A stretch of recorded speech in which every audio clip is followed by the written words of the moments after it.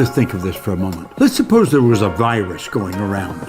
And this virus caused people to really stunt their growth, ruin their income, and cause them to mix with people who are on the wrong track. And it was a virus, and there didn't seem to be any prescription to solve the problem. We would be in panic state. We would be looking everywhere for some kind of a prescription to fix and kill this virus.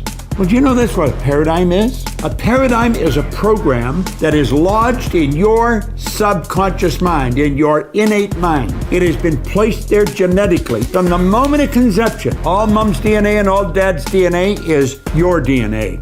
And then there's an attractive force set up. And when you are born, then your environment becomes part of the paradigm. Why do you think so many people are struggling? Why do you think only 3 or 4% live a truly full, wealthy, meaningful life? It's because everybody is caught up in the paradigm. When I started to study this, when I started to understand it, it just about blew my mind. And then when I found out I could change it, I could take a pen and write my own paradigm and live the way I really wanted to live, I almost found it hard to believe. You know, the law of success is a pretty interesting concept. There's been books written on it, stories told on it. Lives have been spent looking for it. Let's understand that everything operates by law. The whole universe operates by law. The best definition of success I have ever heard was one that Earl Nightingale originated way back in 1959. He said, success is the progressive realization of a worthy ideal. Well, let's break that down for a moment. Success is the progressive, continually moving, progressive realization, constant awareness of a worthy ideal. An ideal is an idea that you have fallen in love with.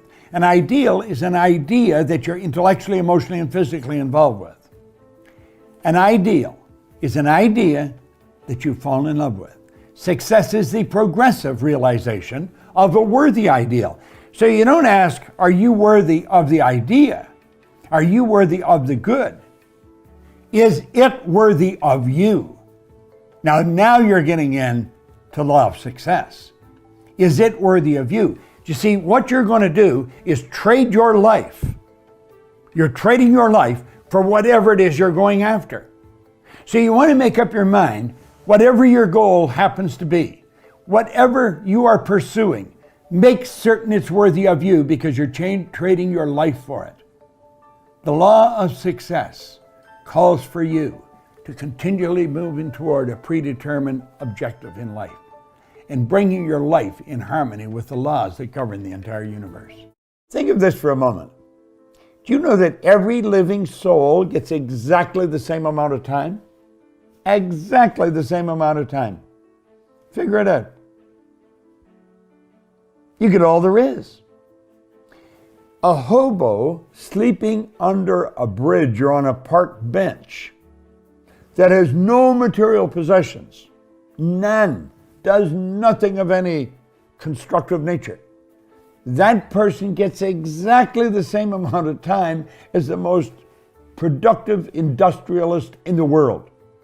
We all get exactly the same amount of time. So it's what we do with the time that makes a difference.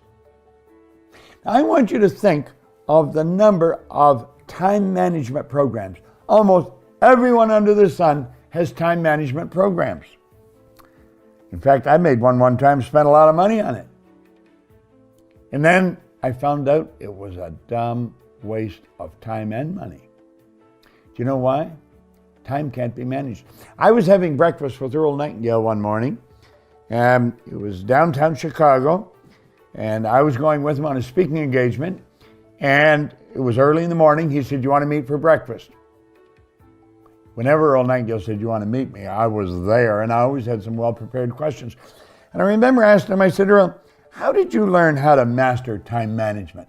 You know, we're having breakfast. I can still hear his fork hit the plate. He said, "What the hell are you talking about?" He said, "I've never mastered time management. Nobody masters time management." He said, "Time can't be managed." He said, "I merely manage activity." And he took a little card out of his pocket. And he said, "Every night before I go to bed, I write down 6 most important things I have to do tomorrow. These are goal-achieving activities. And when I wake up, That's what I start working on. And if I don't get them all done, I'll add them to tomorrow's list. You should have about 6. Now, if I have 3 that I didn't get done today, that doesn't mean I have 9 for tomorrow, like 6 plus these 3. Those 3 become part of the 6 you have to do the next day.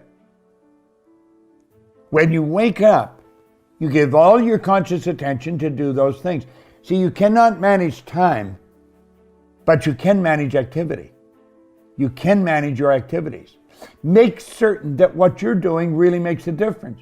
Make certain that you're spending your time on activities that are productive, that are taking you in the direction of your goal. I met a man here in Toronto. He was one that originally got me involved in studying this, Ray Stanford. And he told me if I didn't like the results I was getting in my life, that I was going to have to change me because they were my results. And he said, if you're going to change you, you're going to have to find out something about yourself. And that seemed to make sense. I don't think it was an earth-shattering idea. It wouldn't give anybody a brain hernia, but it made a hell of a lot of sense to me. So I started to study myself. I found most people don't know who they are. They really don't. What do you mean? I mean, I know my name, I know my age, I know where I live. Yeah, that's not what you, else though. Is there? You know, that's what just size, it. If you ask the average person who they are, they'll give you their name. They'll say, I'm Bob Proctor, but I'm not. Bob and Proctor are 2 words. My parents give them to me. They're called names, but it's not me. It's my name. Then somebody will say, well, this is me, but this isn't me either. It's my body. Like, you never phone down here to the studio and say, body won't be in today, it's sick. Okay. You know, we don't say am hand or am leg. It's my hand, my leg, my body, my name. Who am I? Well, that's an interesting question. And I believe if a person will start to study that and look for the answer, they'll find it. See, I think we live simultaneously on 3 planes of understanding. We're spiritual creatures, we have an intellect, and we live in physical bodies. Okay. But because we lack awareness or understanding of who we are, we're totally locked into a physical world, and we let things outside of us control us. 95% of the population are reacting to life. They're not really living at all. I don't think you determine what your purpose is. I think you discover what your purpose is. There's a difference. Determining indicates deciding. And I don't think you decide. I think if you go about it the right way, you discover it. Like, there's some people that should be painting all day. They're great artists. I think Michelangelo was obviously a great artist, a great sculptor. I mean, that was his purpose in his life. Well, I believe my purpose is doing what I'm doing. Your purpose is why you get out of bed in the morning. Do you know why you get up? Well, most people say, well, it's to go to work. Well, that'd be a good reason to stay in bed. You know, you say, well, everybody's doing it. That'd be another reason to stay in bed. If you're ever doing what everybody's doing, you're probably going in the wrong direction. Your purpose is your reason for living. What you want to do is sit down and maybe take a pen and a pad and then ask yourself, what do I really love doing? Now, you may have to spend a while at this. You might get up an hour early every morning and go sit under a tree somewhere if you're in a nice climate, or pick a favorite chair, someplace where you're not going to be disturbed, and totally relax and say, if I could spend my life doing something, what do I really love doing? Now, since you don't ask yourself that question every day, it might take a while for this answer to come to the surface. But it comes to your consciousness. And it may take a while. You may have to do this every morning for 3 months. But it would be well invested, the time. How many times have you had somebody say to you, hey, have you got a minute, Bob? Have you got a minute? They don't want a minute. I want you to think about that. I read a poem one time. I said, I have only just a minute, only 60 seconds in it. It was forced upon me. I can't refuse it. I didn't seek it and I didn't choose it, but it's up to me to use it. I must suffer if I lose it, give account if I abuse it. It's only a tiny little minute, but eternity is in it. Well, at any rate, I thought, I'm going to put this on a video and I'm just going to share it with everybody. Just this one little part out of the seminar I'm making. I want you to look at this sand timer and I want you to think about your life. The sand in the top of the glass represents the future. The sand in the bottom of the glass represents the past. Now, do you know, we know what's in the past, and yet we can't do anything about it. Do you know what the trick is? You don't know how much sand's in the top of the glass. You may think you have a lot, you might only have a little. Then again, you may think you have a little, and you might have a lot. When I was a little boy, I was raised by my grandmother. And I don't know, when I was a little gaffer, she was probably 60, but as long as I can remember, Grandma would say, "I'll soon be gone, dear, I'll soon be gone." Well, you know, we loved her. She was really an angel of God, but we thought she was never going to go. She lived to be 94 for 30-some years. "I'll soon be gone." She didn't think she had much time left. She had 34 years left. Now, about the same time, I had a buddy of mine, Bob Yates. He was just 16. And bang, he ran into the abutment of a bridge and his life was snuffed out. If you had asked him a half hour before how much sand he had left, he would have said at least a half a century. He didn't have a half an hour. See, the trick is we don't know how much sand we have left. The future, we don't know. The past, it's gone. Now, the only thing you can deal with is what's right here, right now. And if you look, the sand is always moving. Now, think of this. You see, I was working on that, and then I was working on a graph I've got here on my computer, and I'm thinking of the time somebody said, "Hey, have you got a minute?" Well, they don't really want a minute. Do you know if you're earning $50,000 a year, a minute's 42 cents? A half hour is $12.50. If we take that ahead a bit, if you're earning $80,000 a year, a minute's 67 cents. Half hour is $20. If you're earning $150,000 a year, you got a minute? It costs you $1.25 a minute. A half hour is $37.50. So do you see, if somebody said, "You want to stop for a cup of coffee?" Well, if you're earning $250,000 a year, a minute is $2.08.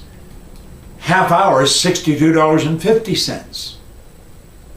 And then, of course, you got the coffee to pay for on top of that. So you see, the point is this. This is all we've got right here, right now. We don't know how much we have left in the future, but we do know what we've got now. And I have found the people that win are the people who make up their mind they're not going to waste the minutes. They're going to be productive. They're going to make it happen every minute.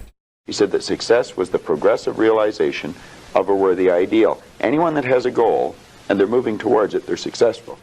Most people think that you're successful if you have a lot of money. Quite often you have a lot of money if you're successful, but it isn't. I wouldn't say Mother Teresa has a lot of money. Okay. No, but she's a pretty successful lady. So it's... Okay, so that barrier to success... Well, there's a couple of them. Okay. I think there's two barriers. One is our conditioning. The conditioning that takes place in our subconscious mind from the time we're infants. All we can do is act and talk like the people around us. That's why we learn the language we learned. If there was 10 languages spoken in our home, we'd learn 10 languages without any trouble.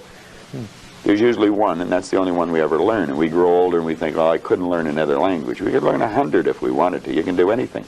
But I think we're conditioned. We have a real strong conditioning, usually with not some very good ideas. And then that's the barrier that's inside us. The one that's outside of us is our environment. We have a tendency to act like everybody around us. And if you think about this, it doesn't make a lot of sense. Because if you study statistics, 95% of the people live their entire life and never live the way they want to live. You know that 95% of the population in this country, let's say in North America, okay, the richest continent in the history of the world, they'll work productively, let's say for 40 of their 65 years, okay, and they'll end up with hardly any money. Well, there's got to be something wrong. So there's not About much... 5% of the people end up financially comfortable or independent. Are you trying to depress us, Bob? Because that's... No, actually, I think it's quite an exciting idea, because you see, the idea behind it is that anybody can win, anyone at all. But if we start studying these statistics, I think we'll arrive at the conclusion, geez, I better start thinking for myself rather than follow everybody. Most people, they get a job, they look around, they see how everybody else is doing their work, and they start doing it the same way. they should stop and think, I wonder if any of these people know what they're doing. You know, is there a better way to do it? But don't we have a need to fit in? I mean, we don't want to stand out. We don't want to get fired. We don't want to make waves. Exactly. Just fall into line. You know, take a number. Be like everybody around. You know, that'd be great in the animal kingdom. But human beings aren't supposed to live that way. I think we should make a few waves. We should maybe stand out, be different. Not for the sake of being different, okay, but because we are different. We all think different thoughts. And I believe we should start to think and build images in our mind of what we'd like to do and then set out and do it. Okay. Emerson did that, Edison did that, Marconi did that, Samuel Morse did that, Buckminster Fuller did that. We could go on and on and on. Okay. They were different. They stood out. They made a few waves. Select a person who is already doing something that you'd like to do. Get to know that person. Mm-hmm. Go to the experts for advice. Don't ask the person next door, your mother, father, brother, or the guy that works beside you, because they don't necessarily know. There's no point in asking a person how to earn a lot of money if they're only earning $10,000 a year. They don't know. If they knew, they'd probably be earning a lot. It's like, don't go to a sick doctor if you want to get healthy. Okay. So you find someone that you can go to for advice. Get a real good book and lock into that book and start to study it. Like, I've had this one that looks like a Bible, you know. But this is Napoleon Hill's book, Think and Grow Rich. I've been reading this thing now for 23 years. I'll probably read it for another 23 years. I get another good book that I brought over here today. It's called The Power of Your Subconscious Mind. Now, I'm not getting a commission for selling this. The author's dead now. He's been gone for a couple of years. But Dr. Joseph Murphy wrote this book, The Power of Your Subconscious Mind. And that's probably one of the best books that you're ever going to find, because you're going to learn something about your mind when you read this book. Okay. Now, I read a lot of books. I've got probably 1,000 books sitting in my den at home in my library. But the one that I carry it everywhere I go, and I read it all the time, is Think and Grow Rich. I never stop reading it. Now, where's the value for you to reread that and read it again? I mean, you must know it well enough that... I think I could probably recite it verbatim. But the secret is, I once read in a book where it said, when you read a good book through the second time, you don't see something in it that you didn't see before. You see something in yourself that wasn't there before. You see, when I read this, I create a greater awareness. Do you know that the law of attraction is always working? It's like the law of gravity. If I let this go, it's going to go down. It's never going to go back up. It's going to go down. That is the law of gravity. Anything heavier than Earth is attracted towards the center of the world. Well, the law of attraction is always working. Now, how does it work? Well, I use a diagram to explain the mind. Now, let this circle represent your mind. And let this little circle here represent your body. Now, I want you to think of this for a moment. Your body is a molecular structure. This is a massive energy and a very high speed of vibration. If you looked at your body through a microscope, you'd see that energy dancing right before your eyes. And here's something that'll keep you thinking for the next 20 years. When you move out of it, the body does not stop moving. If you go to a funeral parlor and pick up the remains and look at it, you will see it moving. And if it wasn't moving, how would it ever change to dust? You move into your body and you will move out of it. And it's how you use your mind that's going to dictate the vibration you're in. Now stay with me. You have an imaginary line right across here, and that separates the conscious mind from the subconscious mind. Now the subconscious mind has been programmed. When you were a little baby, this is the way it was. So just like this, subconscious mind wide open, and everything that was going on around it went right in there. And all the energy that went in there when you were just a little baby formed something called a paradigm. Now, a paradigm is information. It's a multitude of habits. You are the product of your environment, but prior to that, you were the product of a genetic strain that goes back for generations. Now, I'm going to say that the paradigm is X-type energy. Now, you've got the ability here on a conscious level to think, and you can think anything you want to think. And as you think, you build ideas. There's a power that's flowing into your consciousness. It never stops. It flows to and through you. You can actually photograph this power leaving you. It flows to and through you. Now, as it flows in, you will start thinking, and you'll probably think X-type thoughts. Therefore, you're going to be in an X-type vibration. and that will produce X-type results. Now, it's the results you want to change. And to change the results, you're going to have to change what you attract. You see, the thoughts that you think control the vibration that you're in. Vibration is nothing but an idea. It's a law of the universe. Everything vibrates, nothing rests. We live in an ocean of motion. And it's the thoughts that you're thinking that you impress upon your subconscious mind that control the vibration the body's in. And that dictates how you act, but it also dictates what you attract. You attract energy that's in harmony with you. You attract people that are in harmony with you. You see, everything operates on frequencies. There's an infinite number of frequencies, but you and I operate on a frequency just like a radio station does. And the only music you can attract is the music that is tuned into the vibration you're in. Now, it's the paradigm that has been controlling the vibration. You can change your thinking, but that doesn't do anything. You got to change the paradigm. And if you don't change the paradigm, nothing happens. Now, talking about paradigms is another subject. We'll do that at another time. But it's the thoughts that you think that control the vibration you're in, and that dictates what you attract. So if you keep attracting what you don't want, understand this. It's the paradigm that's causing the problem. You can think a Y-type thought, which is totally different than the X-type conditioning. It isn't going to go anywhere. Because when you go to get emotionally involved, and this is the emotional mind, when you go to get emotionally involved with that Y-type thought, the paradigm will kick it out. You know why? It's so uncomfortable. That's stepping out of the box. That's doing things different. And we don't like to do things different because it causes a lot of discomfort. But understand this. The paradigm and the thinking control the vibration you're in. And the vibration you're in is going to dictate what you attract. People that are in a poverty consciousness will continue to attract lack and limitation. It has nothing to do with this, what's going on here. This is your educated mind, and you could gather all kinds of information. Have you ever wondered why some people have such an educated mind? They have degrees coming right off the end of their business card, but it doesn't show up in their results. Why? Paradigm. The law of attraction. You've got to change this. You've got to change the vibration you're in, and your whole world changes. Listen, in 1961, a man gave me this book, and he said, do exactly what I tell you. He was giving me Y-type ideas. It caused an enormous amount of discomfort, but I did exactly what he said. And you know something? My income went from $4,000 to $175,000 in a year, and then I took it over $1 million. It took me 9.5 years to figure out what happened. This is what I'm showing you. Watch this over and over and over again. There's a number of lessons in here. And another lesson, I'm going to show you how to change the paradigm. When you change the paradigm, the change in results is automatic. You know why? You start to attract something new, something different.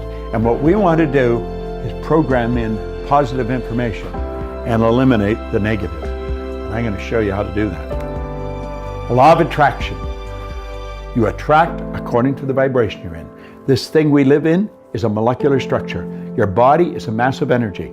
Do you know if you put your body in front of an infrared television camera in a completely dark room, your whole being would be nothing but a glistening, radiating, gleaming form? Feeling is conscious awareness of the vibration we're in. When we don't feel good, we're in a negative vibration. You want to feel good? Move into a positive vibration. Stop and think of what you're grateful for. But understand this, you will never attract to you wealth, happiness, health until you get the paradigm and get you on that frequency. It's Bob Proctor, and thank you. See, people don't resist change. People resist being changed. Yes. That's right. We've got to change ourselves. We've got to build a new image, a picture in our mind. We've got to see ourselves the way we want to be, and then we have to live with it. You go to the gym workout, that's what you do. You build a picture of how you want to see this arm, and you build that picture, and then you build the body. Well, you build the life in your mind. Take your pen and write out how you want to live, and always start by writing, I'm so happy and grateful now that. And the second you write it, you've got it intellectually. The moment you impress it upon your emotional mind, you've got it emotionally. And it's only a period of time till it manifests on the physical plane. Yeah. Spirit works from a higher to a lower potential. Habits. Good habits will give you results that stick. Bad habits will destroy everything. I have some bad habits. That's right. All my habits are not great. So if you've got some bad habits, don't feel bad. So does your next door neighbor. So does your mentor, your coach. So does your mother and father if they're alive. So does everyone. And the trick of life is to replace a bad habit with a good habit. I used to hang around bars all the time. And one day I went in, I picked up a glass, and I looked around and I thought, they're all bums in here. And then it dawned on me, I'm always here. I learned something. I put the glass down and I said, I'm never coming back here again, and I'm never going to drink this. And I never did. That was a long time ago. But you know what I did? I went from spending all my money in the bar to the racetrack, and I started to bet it all on horses. So I went from making somebody with a bar get wealthy, and then I started to feed the horses. And one day I woke up and I learned something. If you don't consciously and deliberately replace a bad habit with a good habit, you will automatically create another bad habit. Now, what is a habit? A habit is an idea that has been planted in the garden of your subconscious mind and then repetitively fed for a sufficient period of time that you act on it without giving any thought to it. I'll give you an example. I want you to right now mentally imagine you're pulling on your underwear in the morning. What foot do you put in first? I put my right foot in. If I tried to put my left foot in my underwear first, I'd stagger and I'd fall over. You may say, what's this got to do with it? It's got everything to do with it. Why do I put my right foot? You may put your left. Certainly a lot of people do. Well, when I was just a little gaffer, didn't have a clue of how to put underwear on, my mother or my grandmother or my father or somebody came along and they had the underwear read, put your foot in here. Your other foot.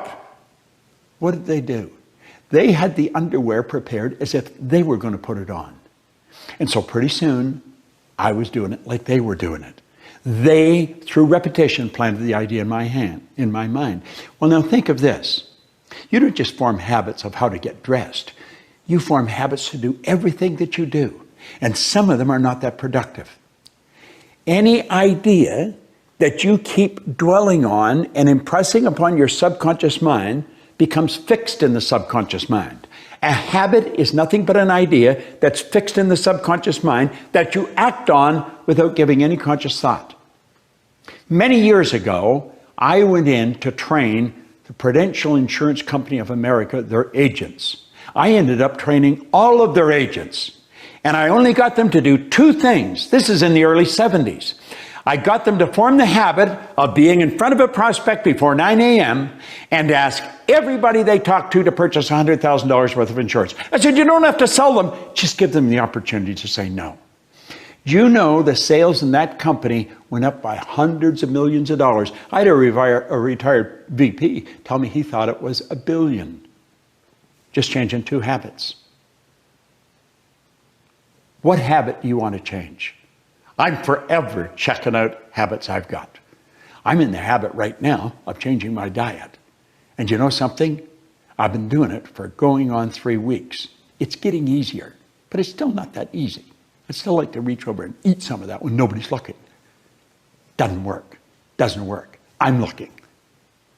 What habit are you going to form? And you shouldn't try and form more than 2 at once. It'll become too big and too heavy and you won't form any. Make up your mind you're going to do it every day, every day, every day. Until you don't have to think about it. And then you'll automatically do it. I guarantee you, this idea will change your life. Think about it all day. Because that is definitely an idea that will give you results that will stick. I'm going to share some information with you that it could change the direction of your life like night and day. And when I say that, I want you to really stop and take a look at your life. Take an honest look at your life. I was thinking just before I start to make this, we have actually been conditioned to kid with ourselves, to lie to ourselves, to not really take an honest look at the results we're getting. I want you to take a real honest look at your results. And when you look at them, ask yourself, am I living the way I really want to live? You see, most people aren't. one of the first questions I ask a person that comes to work with me, I want to know what's the most they've ever earned in a year. Now, I really don't care what the answer is, but I want to know what the answer is. Because you see, if a person says the most they've ever earned in a year is $50,000, I know where their mind is programmed. If they tell me the most they've ever earned is $250,000, I know where they're programmed. And then I want to find out what they want. And I know then what has to shift. Because their mind is programmed, and if they're really going to live the way they want to live, they've got to change the program. And if they don't change the program, then nothing really happens. Talk about people paying themselves. They pay everything under the sun, but they don't pay themselves. Think of when you're on a plane and the oxygen mask may drop down. There's a problem with oxygen in the plane. They will tell you, if you have a child with you, put your own on first. Because you can't look after the kids if you haven't got yourself looked after. Well, that's exactly the same with money. Look after yourself first. If you don't pay yourself, you're soon going to cheat yourself and just not do very well. We are building a picture in our mind here. This is an idea. We could say it's a goal. Then we impress that idea upon this part of our personality. That's the idea in our mind. Now, what we've got to understand is that this part of our mind, the subjective mind, is actually universal intelligence. And this is really the way it is.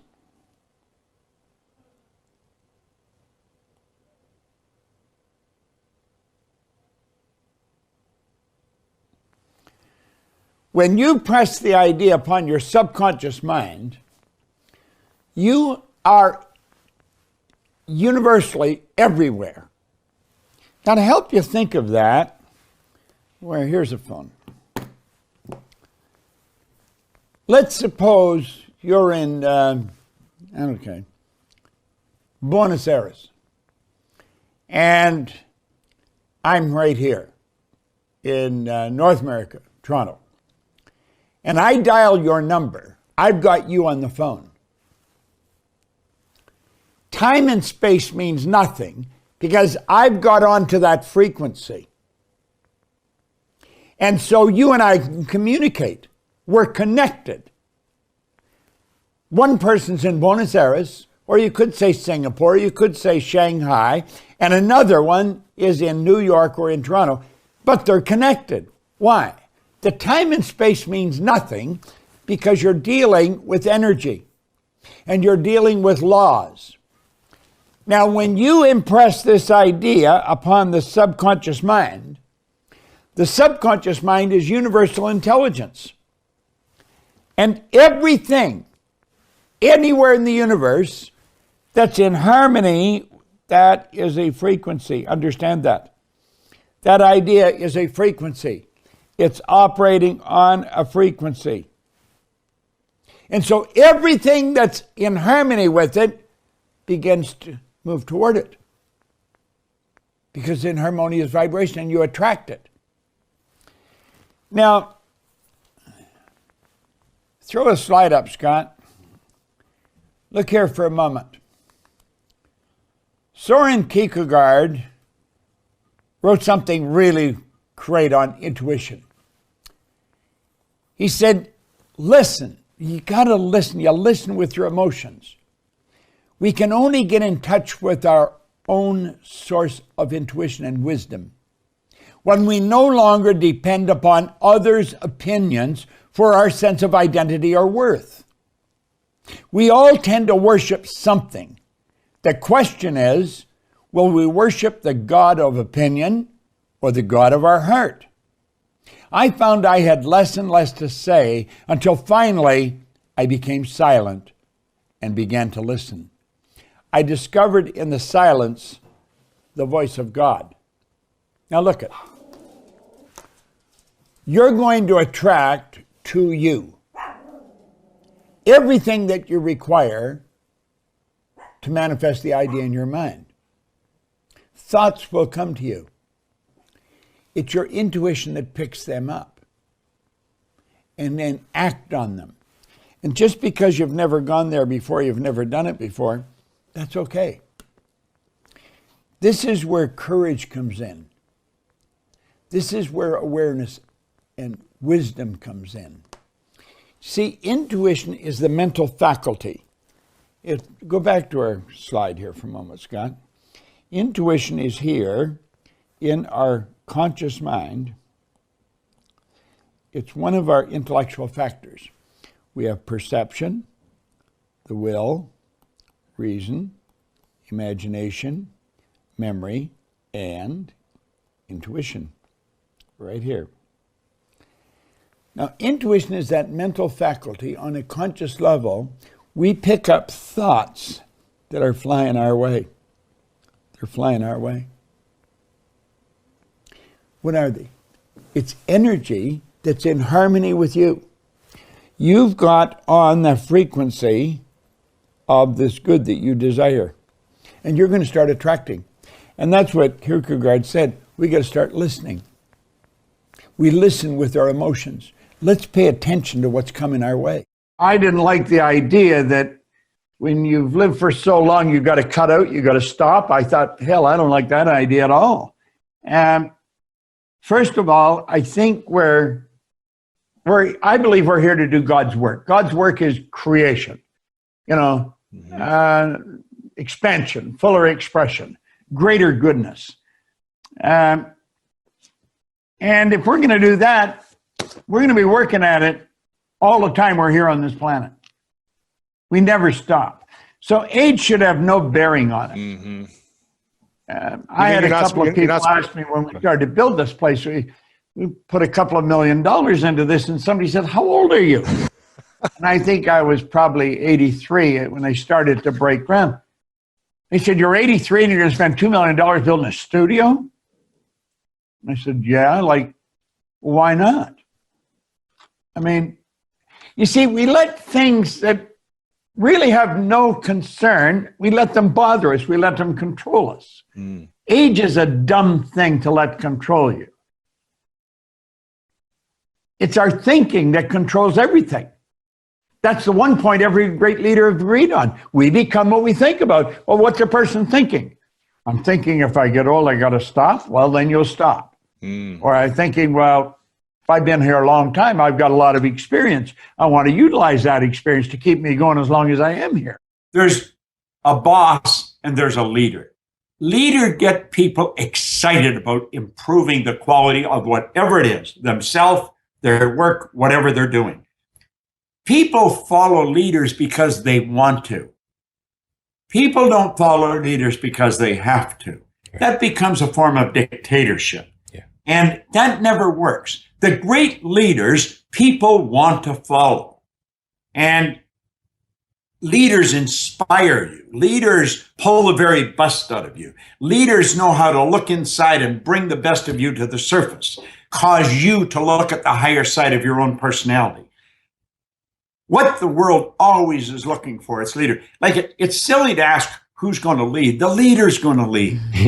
Right. And the leader just automatically emerges. If they threw 50 of us into a committee and say, you don't elect a leader, you may elect one, but the leader's going to lead, and it probably isn't the one that's elected. Yeah, so true. And the leader knows how. They know how to get the best out of people. I want to talk to you about where you're going and what you want to do with your life.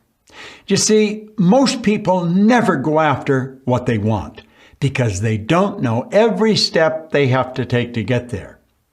I want you to think of a person going up the side of a wall of ice. Now, the only rule for reaching a goal that you have to know is knowing where you're going and knowing that you're going to get there. You do not have to know how you're going to get there. Now pay attention to this for a moment. Imagine the climber has all his equipment. He's got his crampons, he's got his climbing rope, his hardware, his ice axes. How does he get to the top? He's standing on the ground and he's looking at maybe 100-foot vertical wall of ice. He looks up and he has absolutely no idea the path that he's going to take. He just sees himself at the top. He reaches up and he puts one pick in, and then another pick. Then he raises one foot and then the other. Now he's not standing on the ground any longer. He's suspended on the wall on a vertical wall of ice that goes up for 100 feet. He adapts to the changes that is taking place in his environment. And then and only then does he see the next step. And he moves this pick, then this pick, then this foot, then this foot. Now, that's how he gets to the top, a step at a time. And that's how you're going to get to your goal. You just have to know the first step to take. And when you take that step, you're going to find that your conditions, your circumstance, and environment will change. Then you see how you have to make the next step. It's a matter of adapting all the time. You only have to know two things. You have to know where you're going, and you have to know that you're going to get there. You've got to see it in your mind. Now, this is the beautiful scenario. This is what it's all about. Save that in your mind and think of it often. Think, every time you think of your goal and you're trying to figure out how you're going to do it, think of that vertical wall of ice. What's the next step? That's all you really have to know. One step at a time. And you'll get to wherever you're going. That's how Hillary got to the top of Mount Everest. Hello there and welcome. Do you know, almost everyone has a great idea. And they're going to execute their great idea. I have all kinds of people come to me, I've got a great idea I'd like to share with you. What they do is they want me to execute their idea. Why don't they execute their idea? When you get a real good idea, you should act on it. People have ideas of starting a business. I've started a number of different businesses. Question is where to start. You start where you are and you start with what you've got. That's all you need. When you start where you are and with what you've got, and you bring your mind to focus on that idea, you will attract everything to you that you need. You are taught, seek ye first this kingdom in its righteousness, and all these things will be given to us. See, when you learn to focus on something, you get on a frequency. And when you're on that frequency, you start to attract whatever you want. You may not have any money. You may not have the resources that you need to execute, to build it into something big. That doesn't matter. All the resources that you need to do anything you want to do is already here. But you've got to get in touch with them. You've got to get in harmony with them, and boom, you'll rush them into your life. You'll attract the money, the people, the thoughts, the things, everything you need, you'll attract to you. So where do you start? You always start where you are, and you start with what you've got. Don't be looking at what you don't have. Think of what you do have. Fall in love with your idea and get it rolling now. You tell yourself a lie often enough, you're going to start to believe it. And way around 1900, William James said, believe, and your belief will create the fact. It's got to be believed. You've got to believe it. And if there's no belief, it ain't going to happen. See, when you believe it, you're encased in the idea. You fuse with the idea. And that makes all kinds of things happen. When you believe it, there's no quitting. You never quit. It doesn't matter what happens. You don't quit. Quitting is never an option. The people that quit, they never really bought into the idea in the first place. See, you've got to, you get it on three levels. The second you think of something, you've got it intellectually. When you get emotionally involved, you've got it on a spiritual or emotional level. Well, then that expresses itself through the body. The body's just an instrument of your mind. And so when you really buy into it, you literally fuse with it. Neville said you fuse with it. And this causes all kinds of things to happen. You're dealing with electronics. You're dealing with energy. Like the second you think something, that's all you need. See, you live on frequencies. You think on frequencies. Your phone operates on frequencies. And it's like magic. You're in Romania, are you? Right. I'm in Toronto. Yes. If I've got your number on my phone, I could take a picture of something, hit it like that. You've got it in Romanian. Simultaneous with me sending it, because when you get into the mind, there isn't any time or space. It's just immediate. Yeah. Well, you're living on frequencies. Now, when you think of something, what you've done is you've flipped your brain onto a higher frequency. The very fact you can see it is all the proof you need to know you could get it. What you have to do is raise your love consciousness to that frequency. And then you will attract whatever's on that frequency.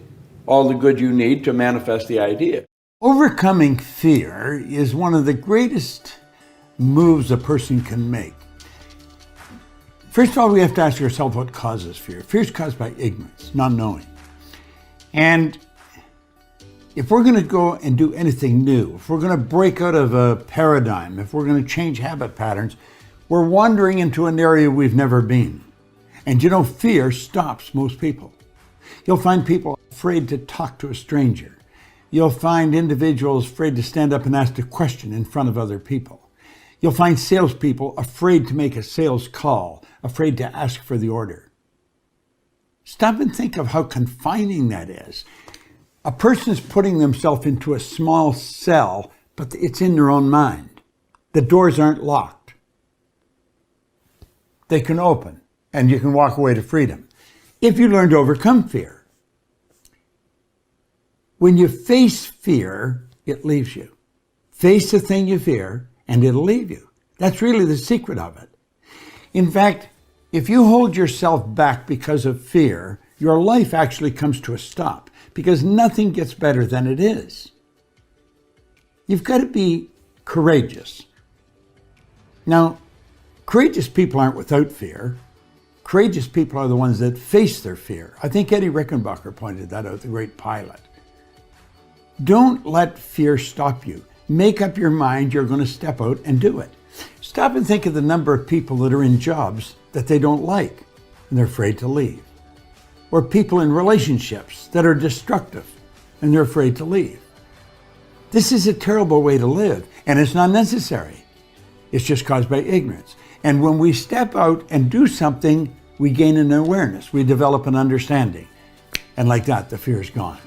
Make up your mind that fear is not going to stop you from doing the thing you really want to do. Step out and do it today. When I was 26, I had a man that sat down with me and he said, "Why don't you change the way you're living?"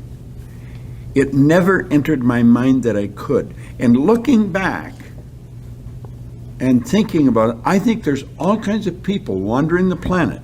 There's all kinds of athletes that are not getting the results they want, and they don't know they can change them. Right. Only one person can change. There's only one person in the whole universe that can change Bob, and that's Bob. Yeah. There's only one person can change Dave, and that's Dave. Now, we get inspired by other people, we get help from other people, but we've got to do it ourselves. And he gave me Think and Grow Rich, and he said, if you do exactly what I tell you, you can have anything you want. Well, I didn't believe that, but he was so adamant about it, I believed he believed it. And so I started to listen to him. And I set a goal. I wanted some money.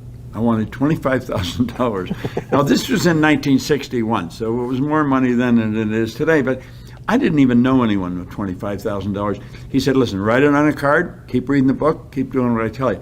So I started to hear people talking about earning money. And there was one guy said, there's good money cleaning floors. You should clean floors. Well, I wasn't proud. I'd clean floors. And he said, but you should do it for yourself, not for somebody else. So he told me where I could buy a used floor machine, some buckets and mops, but I had to borrow $1,000. Well, I was at the point where nobody wanted to touch me with money. And I often say, I wouldn't have lent it to me. Right. Because I wouldn't pay it back. Not that I didn't want to, I just couldn't. But I found a guy and he lent me the $1,000. When you borrow, excuse me, because Yeah. I have a question, because I know you. When you borrowed that $1,000, because you owed people money already, you had explained that to people, you know, you were just finding yourself. But did you have a different feeling about when you borrowed this $1,000 that quite possibly you were actually going to be able to pay this back this time? Do you know something? If I hadn't had that feeling, I wouldn't have got the money. I got it from a guy, I knew his name, Al Kuiper. He was running, and I didn't know him, he had a trust company. It was like a bank on Danforth Avenue in Toronto. And I went in, I read a book where it says, go to one bank and they won't give you, go to another one. Well, I ended up sitting in his office, and he said, what do you want this money for, son? And I told him I was going to build a cleaning company. It was going to be big. I had a dream. And I had to explain it all to him. He said, I think you'll do it. I'm going to lend you the money. Faith. But I knew when I was doing this, I had a picture, I had a dream, you see? Yep. And within a year, I was earning $175,000 a year. I had my billing up to $15,000 a month working for myself. In less than 5 years, we were working in Toronto, Montreal, Boston, Cleveland, Atlanta, and London, England. I had my own company opening offices all over the place. Why most people don't get what they want out of life? Is it... Well, they don't know what they want. That's right. You see, I got this, and then I got Earl Nightingale's condensed narration of this on a long playing record. And I'd listen to that record over and over and over again. One day, I was in the business, in the cleaning business. I had salespeople, and I had them listen to this record. Every morning we listened to this record. And one day I said, you know, I'd love to meet him. And I didn't know who Earl Nightingale was. He was a voice on a record. That was it. I didn't even know where he lived. And a young guy that worked with me, he said, no, you wouldn't. He said, if you wanted to meet him, you'd go and meet him. I thought, damn, he's right. So I phoned, and I got an appointment with him.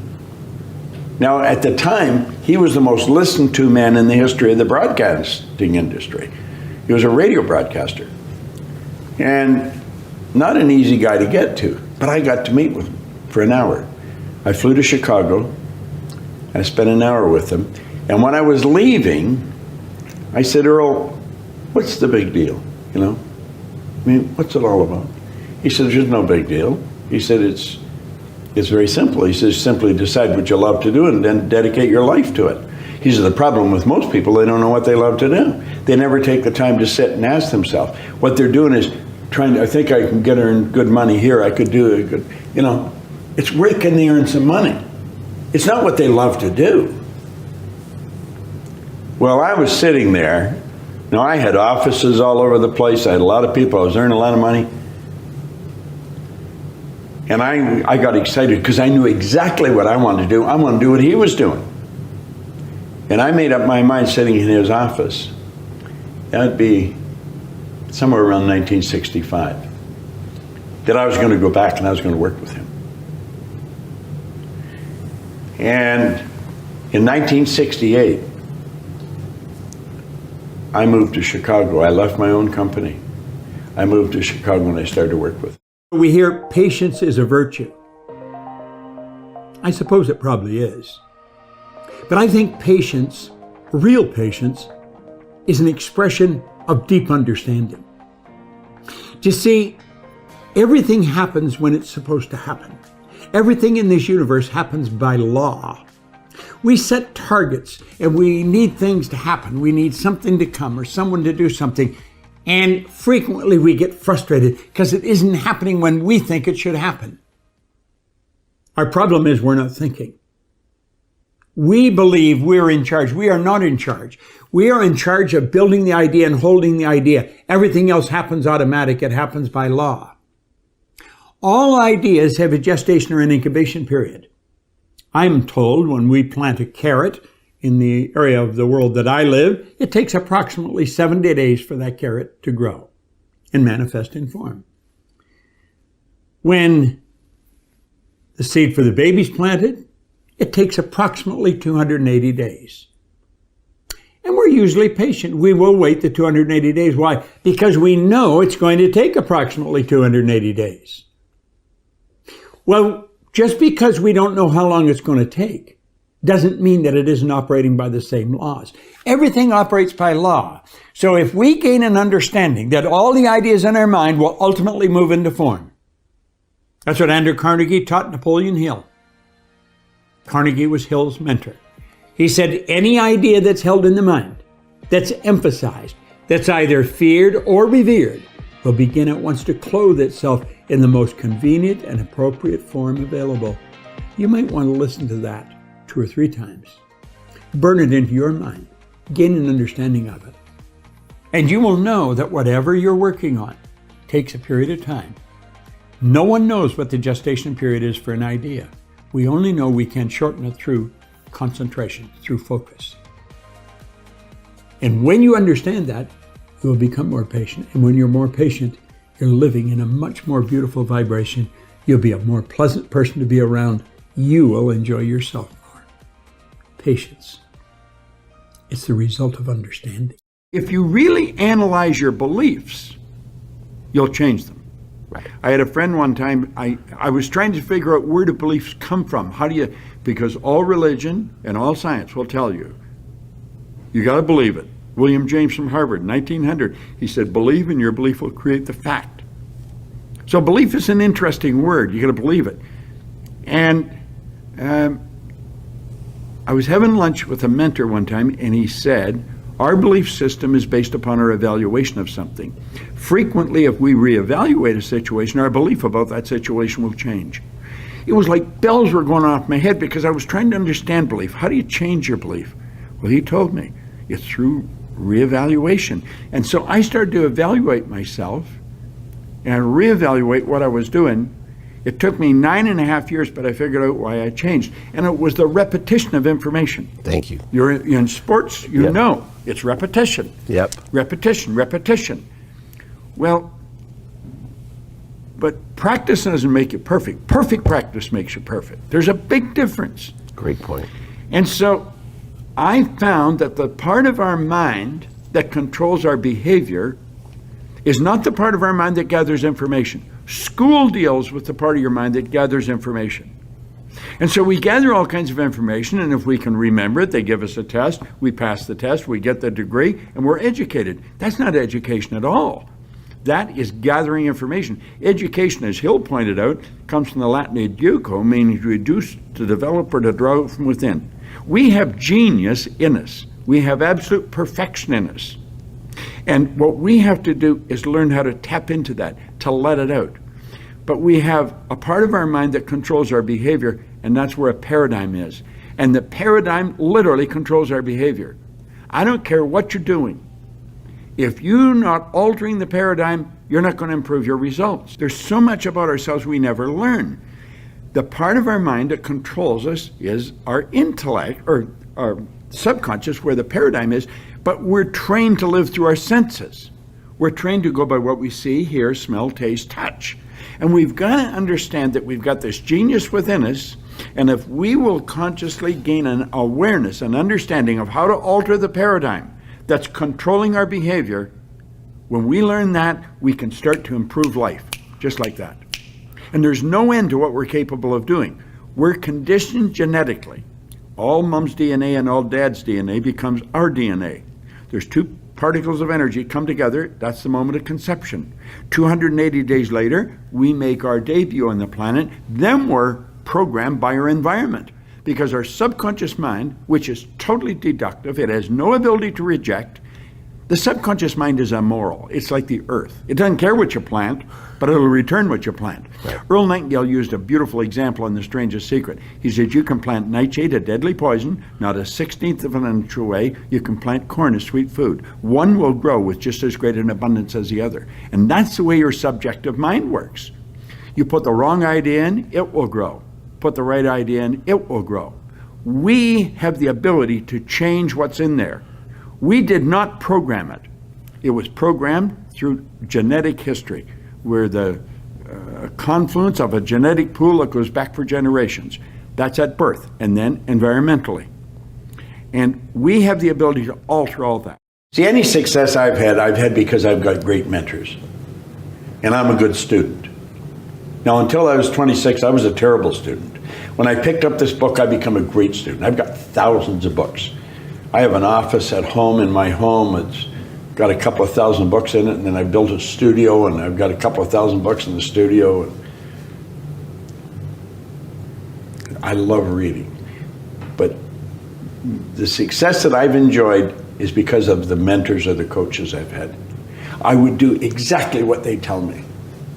And if I coach somebody today and they don't do exactly what I tell them, I don't coach them anymore. Just like that, it's all over. It's not ready. Well, it's not that only that they're not ready, but if I'm going to coach somebody and they're not doing what I tell them, I'm wasting my time and theirs too. Now, if they want to waste their time, that's their prerogative. I'm not going to waste mine. You know, forgiving is one of the most freeing concepts anybody can ever get involved with. Most people look at forgiveness as helping the other person. Somebody hurts you, somebody does you wrong, but you're going to forgive them. You're going to be kind to them. It has nothing to do with the other person. It has to do with yourself. That's really what it has to do. See, forgiveness is a cleansing concept. It's clearing the mind of all negativity, clearing the mind of anything that might go wrong. It's a very freeing concept. If you were to do some harm to me and I forgive you, you haven't got anything to do with it. It's I'm letting go of something that was bothering me, that's negative. And I don't want to hold on to that. Forgiving frees the one that's doing the forgiving. It's a phenomenal concept. Forgive means to let go of completely, abandon, let it go. Don't hold on to it. You know, if somebody does you wrong, you have to ask yourself, wonder why they would do that. There's something bothering them. They're not really trying to hurt you.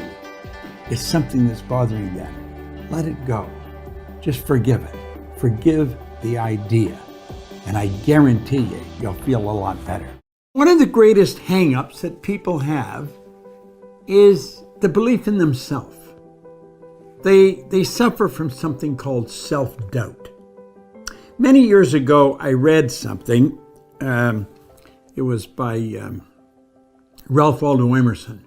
It was this essay on self-reliance. That's what we want to do. We want to rely on self. And in that, he said, there would come a time in every person's education when they'd realize that envy is ignorance and imitation is suicide. So many people look at someone that's doing very well, possibly in the same field they're in, and envy them. Do you know what that's saying? That's saying, I don't know that I have the same mental faculties you've got. I'm drawing on the same potential that you're drawing on. There is only one mind. I don't know that. So I'm going to envy you thinking you can do something I'm not able to do. The truth is, if you can do it, I can do it. Envy is ignorance. It's not knowing that. And he said, imitation is suicide. Do you know that nothing in this universe would move in the precise order it moves in your absence? That's true. Everything in the universe is essential. You take any part away from anything, it's not complete. And everything in the universe moves in a very precise way. So do you see, we shouldn't even want to be like anybody else because we are unique. We are truly unique. There's something about us that you'll never find in another person. We're unique. And we've got the godlike ability to think. Now, what is self-doubt? Self-doubt is the opposite of self-confidence. Confidence comes from understanding. Like I would imagine you're confident you can drive your car. In fact, you're so confident that you'll be talking to somebody on the phone, you'll get in the car, you'll start the car, you'll drive, and you'll drive maybe 4 or 5 blocks, not even being aware of what you've done. It's all done automatic. Your concentration is on the conversation you're on. Now, when you first got in a car, you couldn't do that. The car was probably jumping all over the place, and you thought you'd never learn how to drive it. But you learned how to drive it. Now you're quite confident. You're confident that you can get dressed when you get up in the morning. When you were a little boy or a little girl, you couldn't do that. You had to be taught to do it.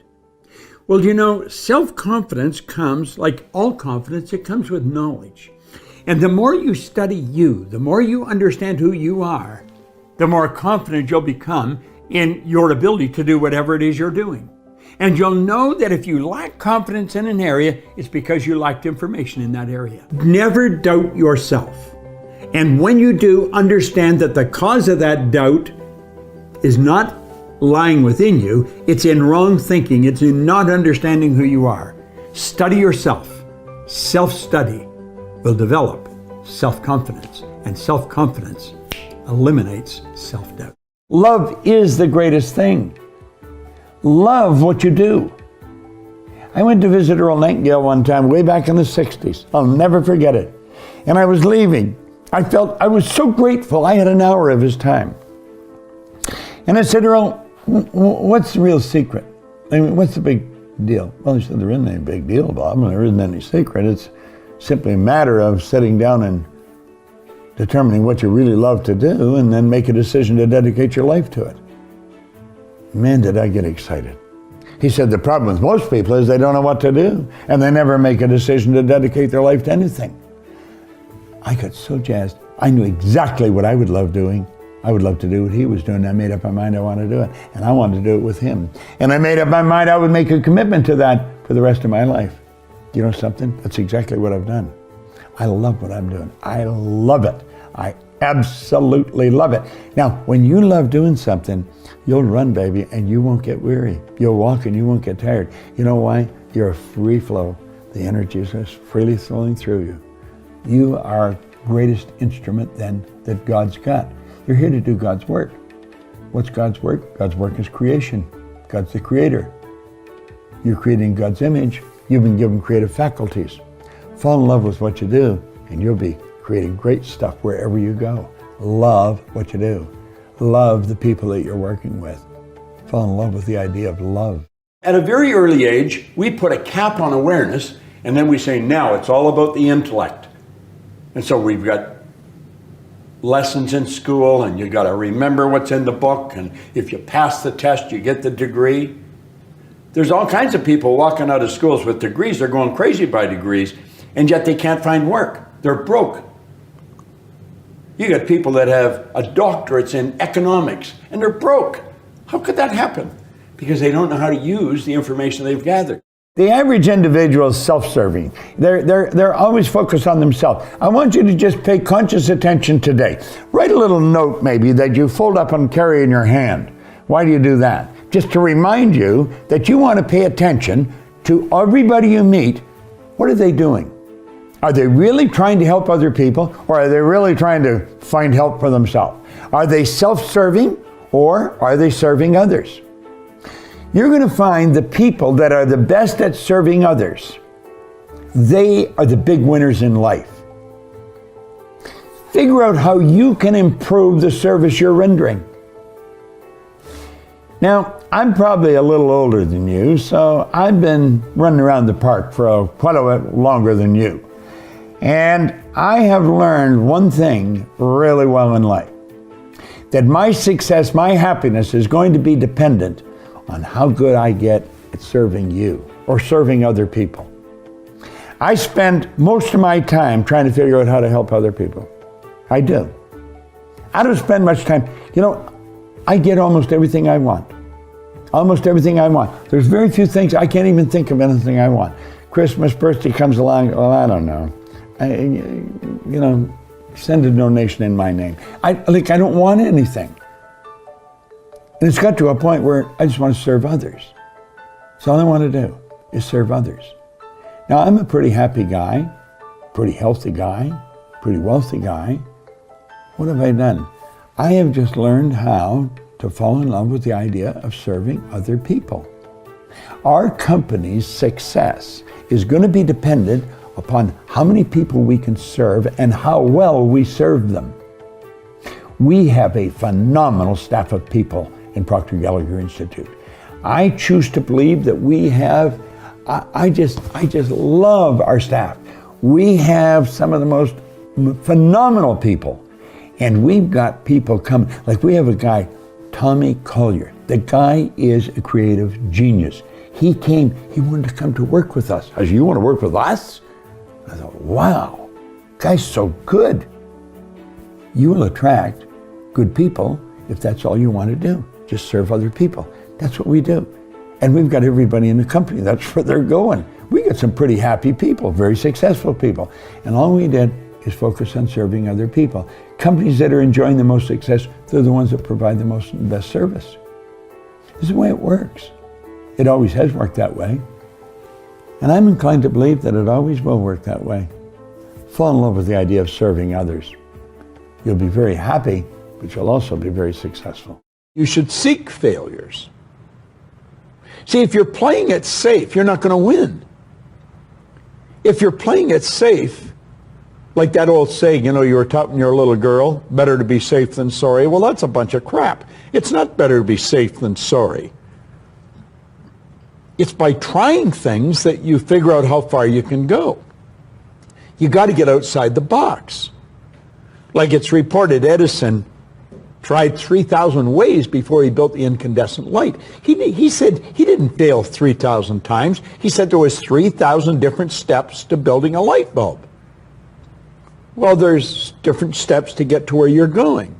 And I really do treat winning and losing exactly the same. I do not let it upset me. Do you think that's a big part of why you're so successful? Well, it's part of why I enjoy it. Mm-hmm. Yeah, I think it is, because I'll try anything. Like if I'm into an idea, the idea of losing never enters my mind. See, I have worked with giants. I had the good fortune of working with Sir Edmund Hillary. He was the first man to stand on top of the world. And I worked with him on 3 different occasions. And the only difference in Ed Hillary and Bob Proctor is in his size. Now, he's gone now, but he was a big man. When he shook hands with me, his hand wrapped right around mine. I felt like a dwarf, you know.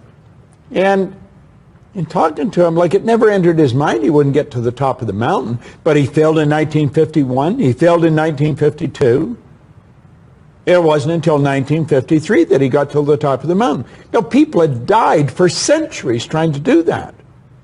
But he said, I knew if I could see it in here, I could hold it out here. Stella Mann wrote that in a book. You can see it in your head, you can hold it in your hand. And that's right. And if you're not prepared to lose, you're never going to win, because you're always playing it safe. And there's no reward in that. Look at these 2 men. Do you know who they are? Most people don't. They're just a couple of ordinary guys. One, they're both gone now, but one was an ordinary beekeeper in Auckland, New Zealand, and the other a Sherpa guide from over around Nepal. Now there's Mount Everest. Do you know for thousands of years people had tried to get to the top of Mount Everest? People died doing it. It was believed it couldn't be done. People tried, but they didn't know how, and so they quit. There's a closer look at the mountain and where they placed their flag. They planted that flag in the mountain. Now this is the 2 of them after they come down the mountain. And you know something? When they started, they did not know how. They didn't know how to get to the top of the mountain. And that's what stops most people, because they don't know how. As little kids, we'd go, Mommy, Daddy, I want this. And they say, now how are you going to do that? Well, as a little kid, you don't know how to do it. But they did it. In 1953, on the 29th of May, they were the first 2 to get to the top of that mountain. They stood right on top of the world. Do you know there's been over 1,000 people do it since then? I watched a young woman on Canadian television being interviewed, not very big. She had just come back from going to the top of Mount Everest. And the reporter asked her, they said, how does it feel now that you conquered the mountain? She said, we didn't conquer the mountain. That mountain can't be conquered. We conquered the limitations that are within ourselves. J.C. Penney, when he was 92, somebody asked him, how are you doing? Well, he said, my eyesight is fading me. But he said, my vision has never been better. Van Gogh one time was asked, how do you do such beautiful work? He said, I dream my painting, and then I paint my dream. Vision. Vision. Where there is no vision, the people will perish. What is vision? Vision is a long-range view of a multiplicity of things you want to do. Now, your purpose is why you're living. Your vision then, you want everything to be on purpose. Your vision then is like a funnel coming out of your head, going off out into the future. It's a long-range picture of a multiplicity of things you want to do. Your goal is taking a bite out of your vision. So sit and think. I'm God's highest form of creation. I've got mental faculties that go beyond the scope of my imagination. And build a long-range vision of all the magnificent things you want to do. Live with a vision. If you're not doing that now, you're missing something in life that's very valuable. Stop whatever you're doing right now and totally relax and build a vision of doing all kinds of things in the future. They all blend in together, but they're all different, and your life just gets bigger and better and bigger and better and bigger and better. That's the vision of your life. Vision. It's a beautiful picture. It's like a movie in your mind. A vision. You build the vision with your imagination, not with your eyes, but with your imagination. See, a person hasn't got this. Where there is no vision, the people will perish. It's so true. So true. Build a vision. I quoted Andrew Carnegie a few minutes ago. He said, any idea that's held in the mind, that's emphasized, that's either feared or revered, begins at once to clothe itself in the most convenient and appropriate form available. Depression it starts out from ignorance, doubt, and worry. I've got a chart, I show it. Doubt and worry is on the negative side of life. Understanding is on the positive side. Right. Doubt and worry comes from ignorance. Understanding comes from knowledge, but you got to study to get it. Doubt and worry are a psychic disease. It's an intellectual exercise. They're using their intellectual factors to build a negative idea, and that's all they see. They take and internalize that, and they get emotionally involved with it. It goes from doubt and worry to fear. They've emotionalized the doubt or worry. Turns into fear. The fear is in the emotional mind, and the emotion must be expressed through the only instrument it can be expressed through, the physical body. So it moves the body into a state we call anxiety. Anxiety is never expressed. Anxiety is suppressed. You don't know the suppression turns to depression. They bottle it up inside. They suppressed the fear. It turns into depression. The depression turns into disease. The disease turns into decay. St. Clair Lewis was right. He said, we don't die, we kill ourselves. Now, what is the opposite of all that? You go from ignorance to doubt and worry to fear to anxiety, suppression, depression, disease, disintegration. Go over on the other side.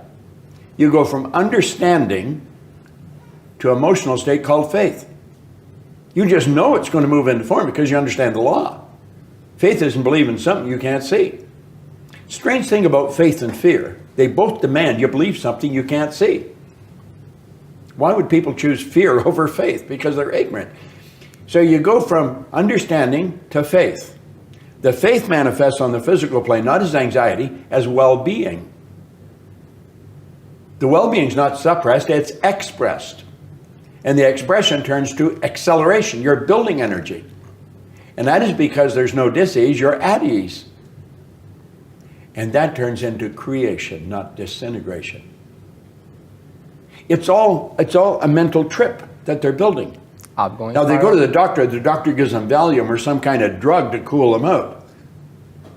He gets them numb so they don't know what the hell they're doing. Have you ever thought of failing your way to success? Think about that for a moment. Do you know that anyone that enjoys any kind of success fails their way there? That's right, they do. I want you to think of this for a moment. See this little light here? Someone gave me this as a gift. This is a replica of the light that Edison built. And you know, he spent a long time before he got this thing to glow. He really did. And he started off because he had an image of it in his mind. But every time he tried, he failed. And he failed 3,000 times, it's been said. Now, I've never really talked to Edison, so I don't know if that's accurate, but I have an idea it is. 3,000 failures. Now, a reporter asked him one time how he felt about failing 3,000 times. He said, I didn't fail 3,000 times. He's there with 3,000 steps to get to where I'm going. Do you know, if I were to tell you all the sad stories about it's got me to where I am, I would really spoil your week. And there's been some real sad stories. I think it might even make me cry again. But I've had so many failures that I wouldn't even want to guess at it. I have I've blown everything I had 3 different times. I never let it bother me much. And you know, I have found that every time I failed, I moved closer to the goal. You see, if you knew how to do it now, you'd be going sideways. When you're going after a goal, you're going ahead. And because you're going where you've never been, you're going to make mistakes. You don't know it all. You have perfection within you, and the objective of life is to bring that perfection to the surface. That's exactly what this guy did. Well, you're going to make a lot of mistakes bringing that to the surface. Those mistakes are steps to where you're going. I often tell salespeople that are afraid to make a call just to get out there and make a call. And their objective isn't to sell, their objective is just make the call. If you make the call and you're afraid and you do it, you're successful. You've accomplished what you want to do. You made a call. And after you get comfortable making those calls, then you can start to polish up your presentation, and odds are pretty good you'll start making sales. And if you keep polishing up your presentation and working at getting better, you're going to master a thing called selling.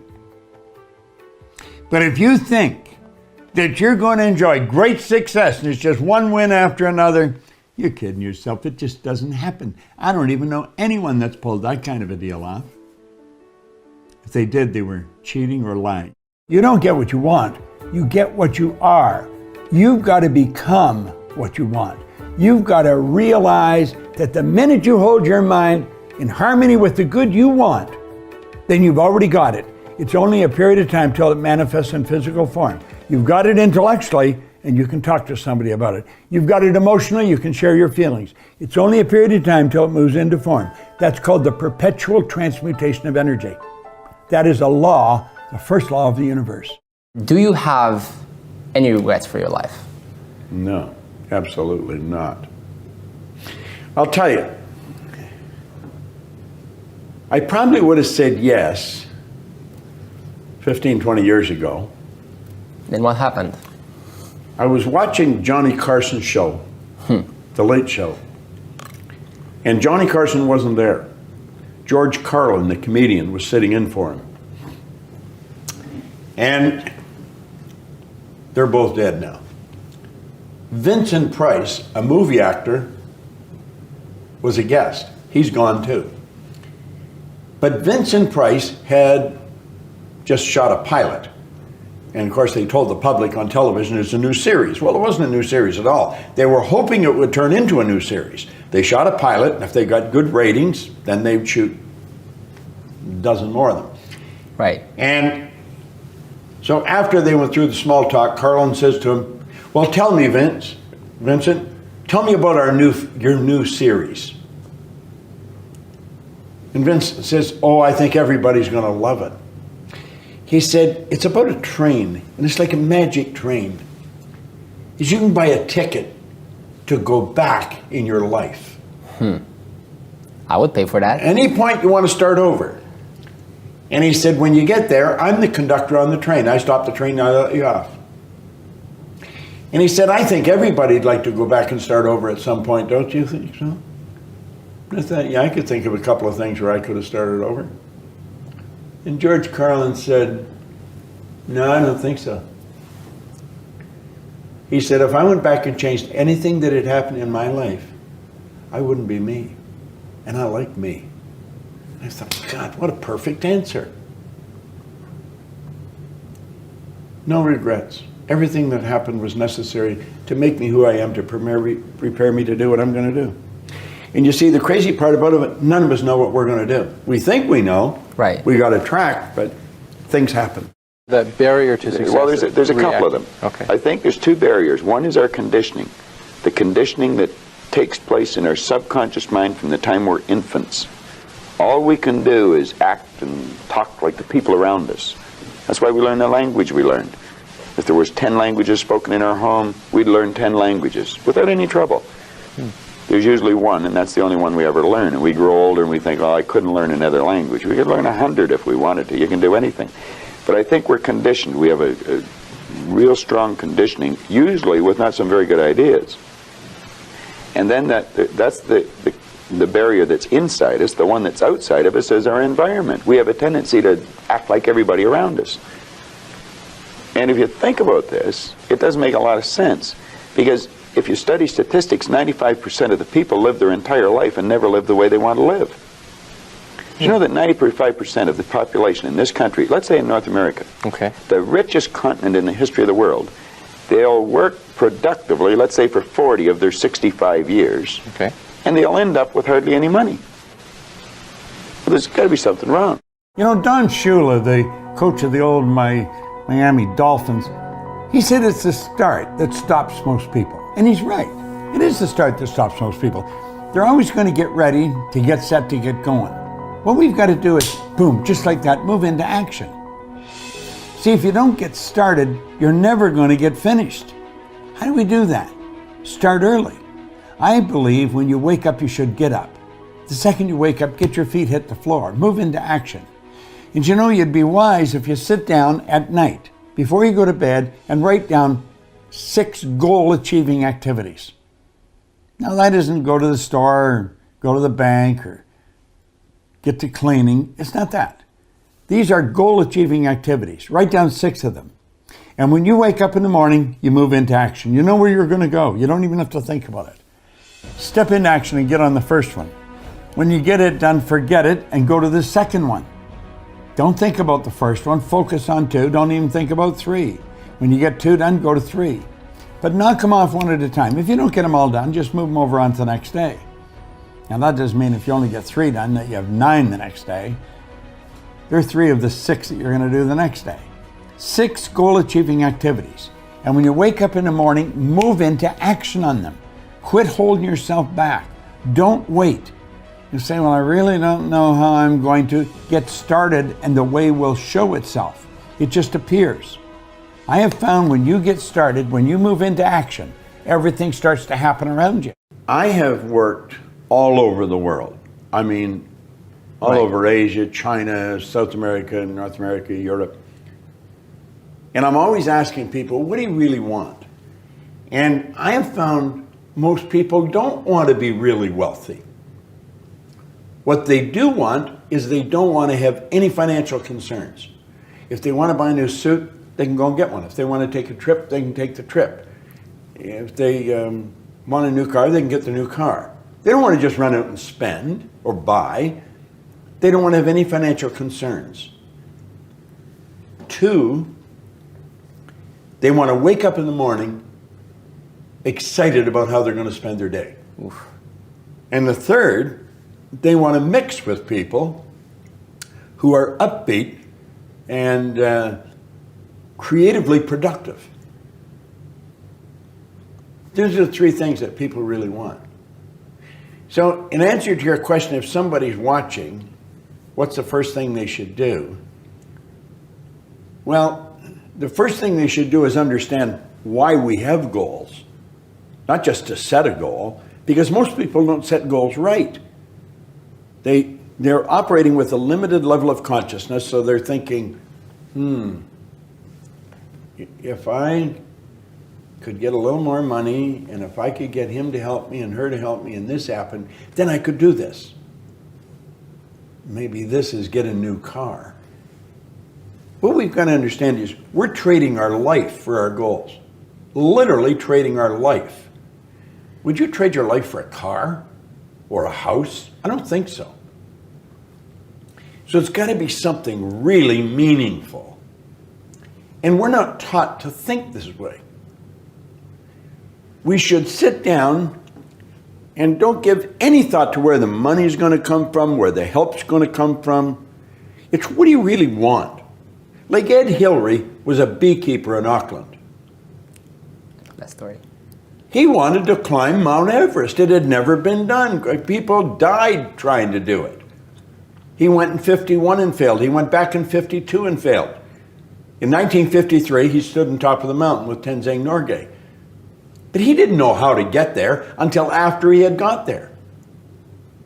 Edison didn't know how to illuminate the world until after he had done it. The Wright brothers were bicycle mechanics in Dayton, Ohio. No one believed you could fly. They had been trying it for years. But they saw it. But they wanted to do it.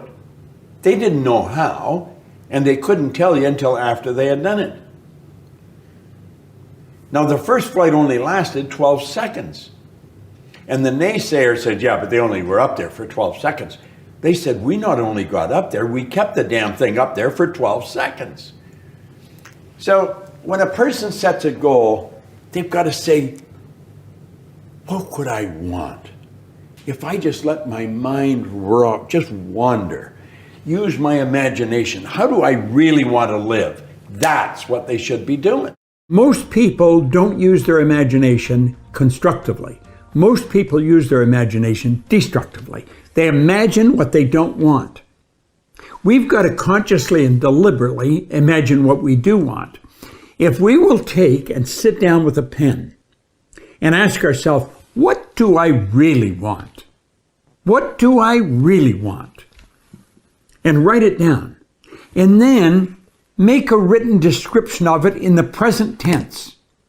Writing causes thinking. Thinking creates an image. And you get these images going, you're building a vision in your mind.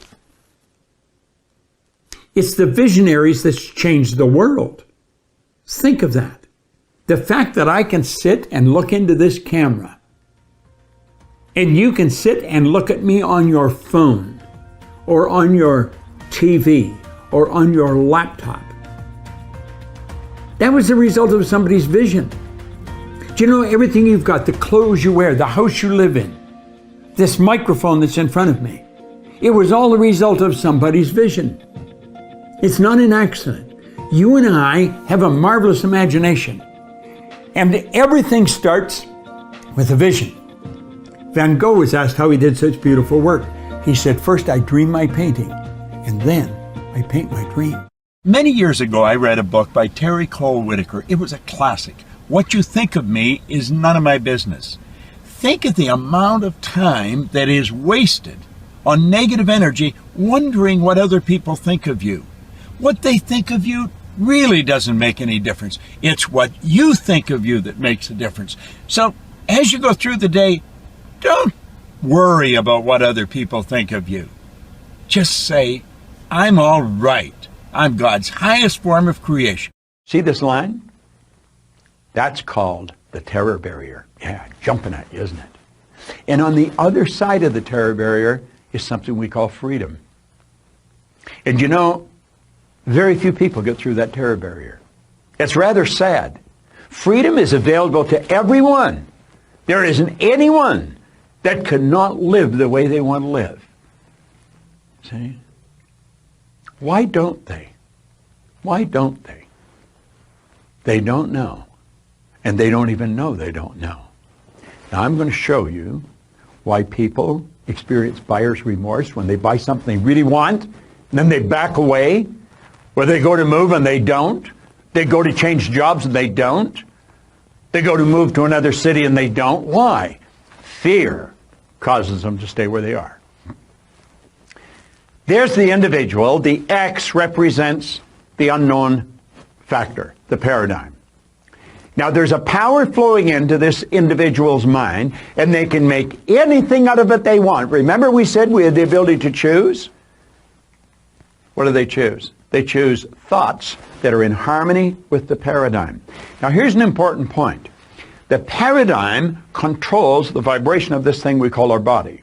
Our body is a molecular instrument. That's really what it is. It's a mass of molecules and a very high speed of vibration. The vibration that the body's in on a conscious level we call feeling. When a person says they feel this way or they feel that way, what they're really doing is describing the vibration they're in.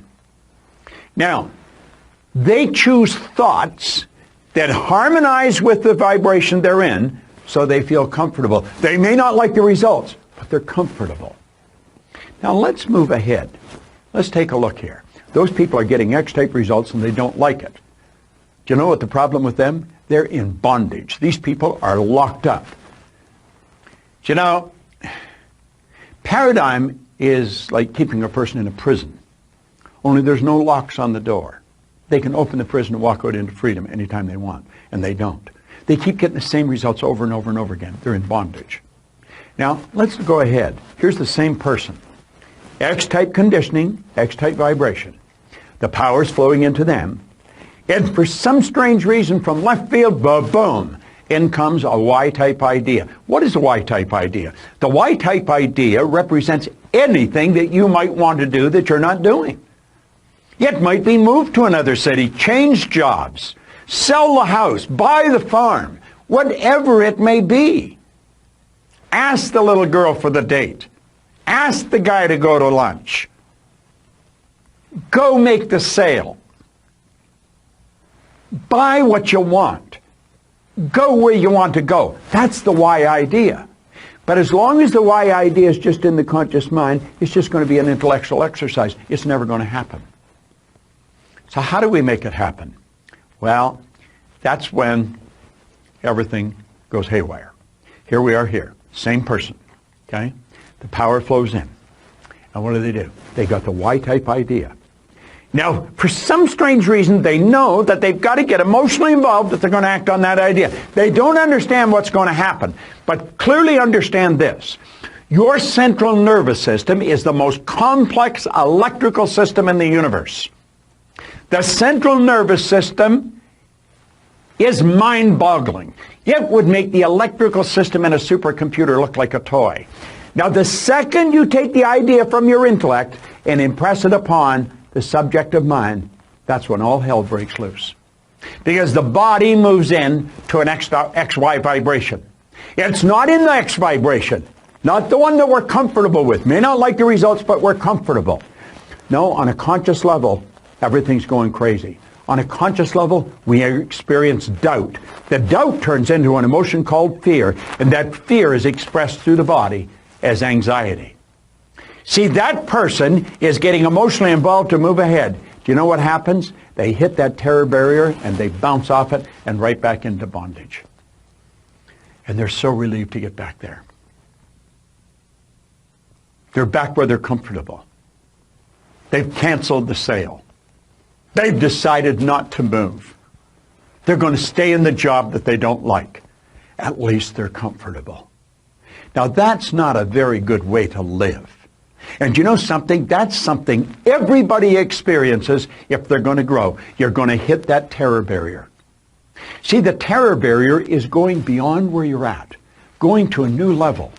I'm going to tell you something. When I set a goal, if it doesn't scare and excite me at the same time, I know I'm going in the wrong direction. Now, I also understand that my paradigm is going to try and get me to bounce back to where I was. It doesn't want me to move ahead. I don't want to live there. I lived there for the first 26 years of my life. And for the last 50, I've had a phenomenal life. And it just keeps getting better. And I want you to do the same thing. Understand what I've just said. I'm going to back this up. They got emotionally involved in the Y idea. That moved their body into a different vibration. On a conscious level, they're experiencing some crazy stuff. They start to doubt their ability, they'll never be able to pay for it. They experience fear. The fear expresses itself as anxiety. And bang, you bounce off that terror barrier and you're right back. Oh, I might not be earning much here, but I know what it is. I would love to move there, but I'm comfortable here. I think I'll just stay here. These people are acting like they have a contract to live forever. And they don't. Do you know what to do? Say, I'm going to get rid of all that. I understand it's there, but I don't want any part of it. And I'm going to go crashing right through that terror barrier. Now, does that get rid of the X energy? No. The X energy is still there. You see? But at least you're over into freedom. You made the move. You did it. And if you continue to feed the right information into your mind, keep feeding that Y idea. Keep getting emotionally involved in the Y idea. You're there. You're on the road. Keep doing that. You're going to find that the paradigm is going to change and it'll just all go away. And you know where you're living? In freedom. You're living where you want to live. Buyer's remorse is when you cancel the sale. Buyer's remorse is when you stop just before you buy what you really want. Before you go for the thing that's going to change your life and you know it. It's not moving to the other city. It's not starting the business of your dreams. It's not stepping out and betting on yourself. That's a terror barrier that's causing that. And if you don't learn to go through the terror barrier, I'm going to tell you something. You're going to stay right where you are for the rest of your days. That's not a good place to be. What did Joseph Campbell say? So true. The cave you fear to enter holds the treasure you seek. Many years ago, I read where Napoleon Hill pointed out that the imagination is the most marvelous, miraculous, inconceivably powerful force that the world has ever known. And you know, the average individual uses the imagination, if they use it at all, against themselves. They imagine what they don't want. They imagine problems coming. Let's begin to use our imagination the way God meant it to be used. It's the greatest creative faculty that we possess, and we can build anything we want with it. I want you to wander around your home or possibly your office and take a look at all of the conveniences that you have there that you didn't have, let's say, 2 years, 5 years, 10 years ago, 25 years ago. Do you know that every one of them, without exception, was first created in the mind of one individual with their imagination? Do you know you can use your imagination to go into the future and bring it into the present? That's what all highly successful people do. They see where they want to go, and then they act like the person they want to become. It was William James from Harvard's advice. He says it's the actor's technique. Act like the person you want to become. How do you do that? Well, you use your imagination, of course. You see, it's a strange phenomena, but the greatest gift we've got is used very well up till the ages of 4 or possibly 5. The little child, we always wonder what's going on in their mind. They're using their imagination. They're building wonderful pictures in their mind. But then they get to school, and wham, like that, it comes to an abrupt halt. It's called not paying attention. Daydreaming. Well, what they were really doing was exercising a phenomenal mental faculty. You see, we can see, hear, smell, taste, touch. They're for our physical benefit. As long as we're living in a physical body and corresponding with the material world, we will use our sensory factors. But you know, I have a couple of little dogs at home that can hear, see, smell, taste, and touch. We've got higher faculties. You have perception, the will, memory, intuition, reason, and imagination. These marvelous tools. We can take our imagination and build an image in our mind of how we want to live. Block out what's going now. Don't let your present results have anything to do with this. Just what you want. And it's with your imagination that you will build it. Everything that we have, the camera that I'm speaking to right now, was first created in the mind of one individual. Think of how our world's changed. You see, we were gifted with these higher faculties.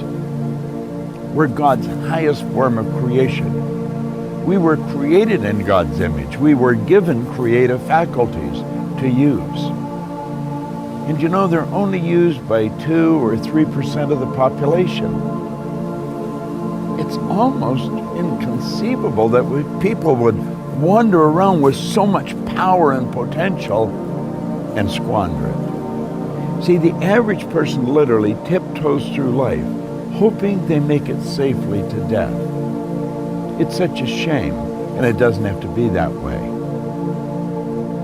Think we have giant corporations and little wee creative departments. And the primary reason for that is the average individual really does not believe that they're creative.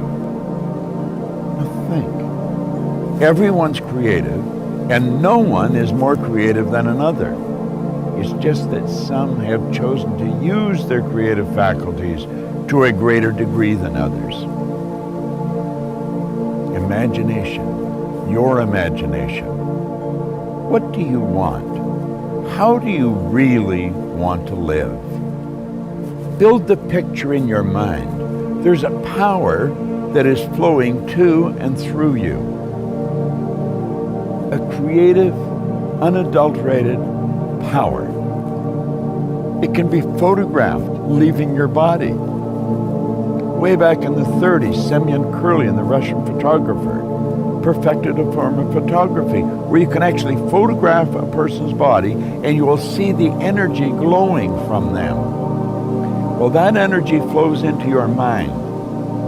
And it's the images you build in your mind that's going to dictate the vibration that this instrument you're living in is in.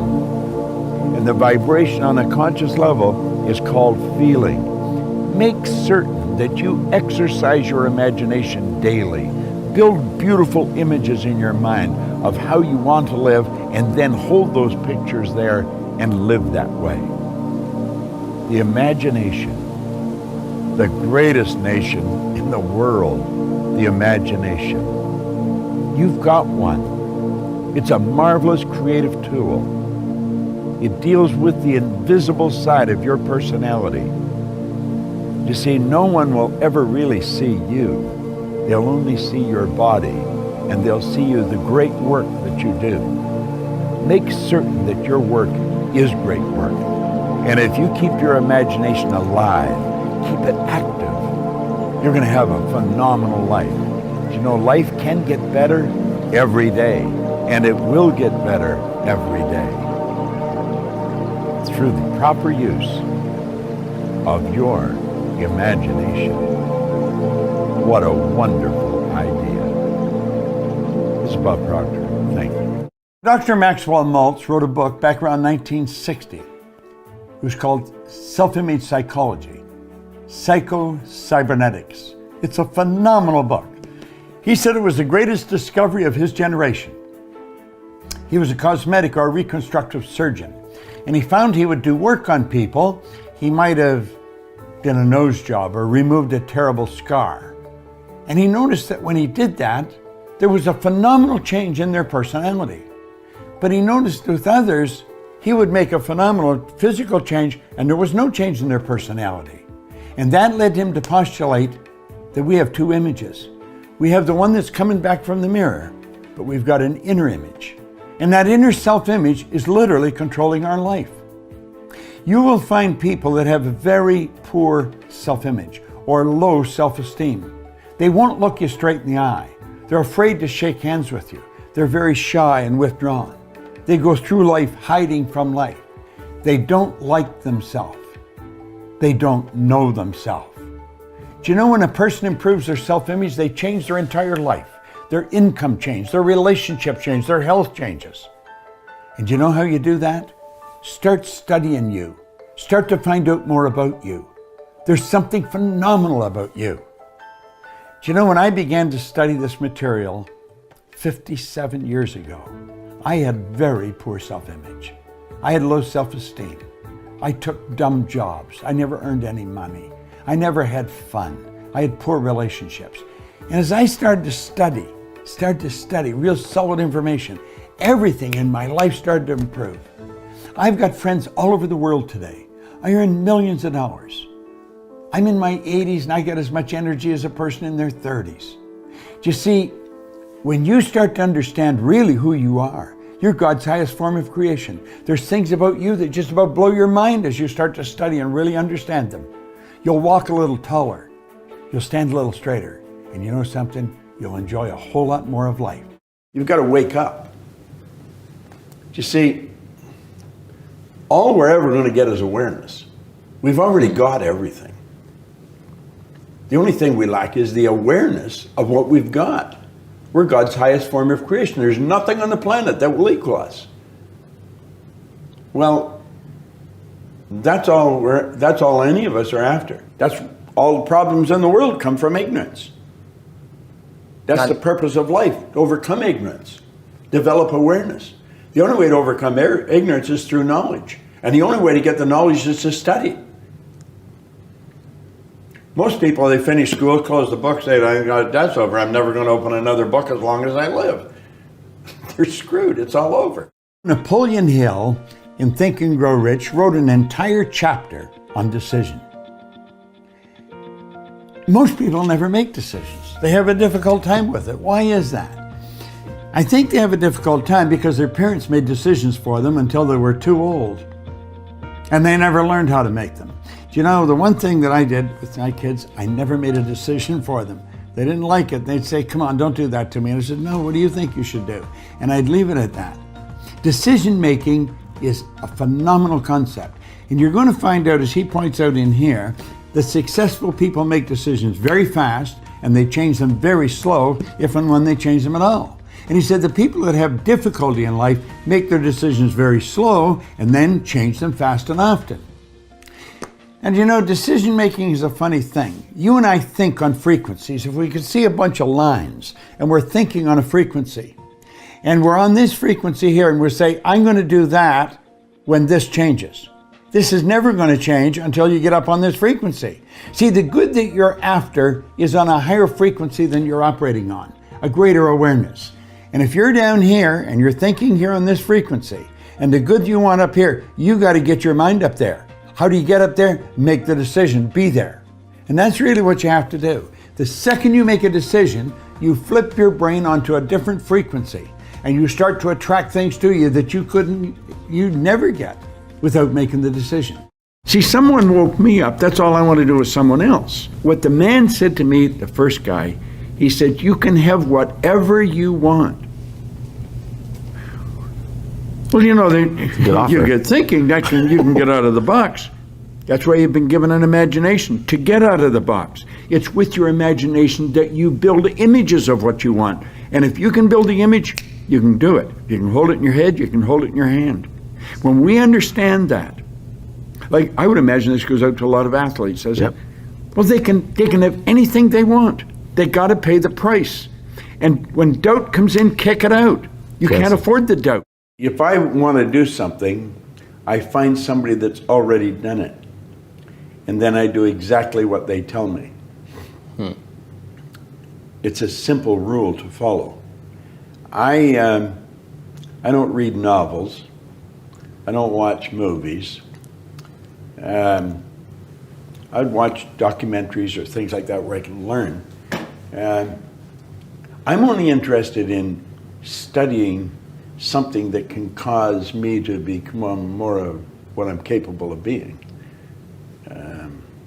See, I think we're all hardwired to do something really special with our life. And that's all I want to do. I'm really good at what I do. I could walk by a person in the hall and like that, I could tell them exactly what they're like. I could read their energy like a book. Everything goes on the inside, shows on the outside. See, we're gifted with faculties of the mind that the average person knows nothing about. You have intuition, the will, reason, imagination, perception, memory. That's what separates us from all the rest of forms of life. We go through school and never learn anything about it. Like you'll hear people say they have a bad memory. There's no such thing as a bad memory. Everybody has a perfect memory. It's just weak. They've never developed it. Our imagination. Your imagination is the most magnificent. Hill said it's the most marvelous, miraculous, inconceivably powerful force the world's ever known. I can use my imagination to project myself into the future and bring the future into the present and start living there. You work from the imagination. You don't work to it. You work from it. Backwards from the result. Yeah.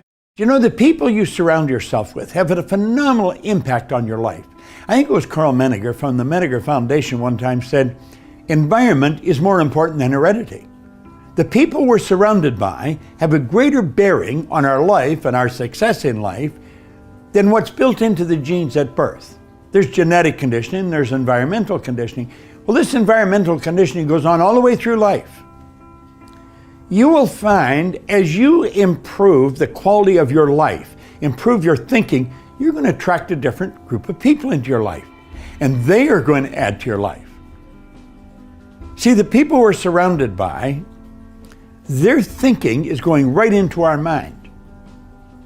We want to mix with people who are really making it happen. Take a look at your 5 people that you're with most often and ask yourself, if I have children, would I want them to grow up be like them?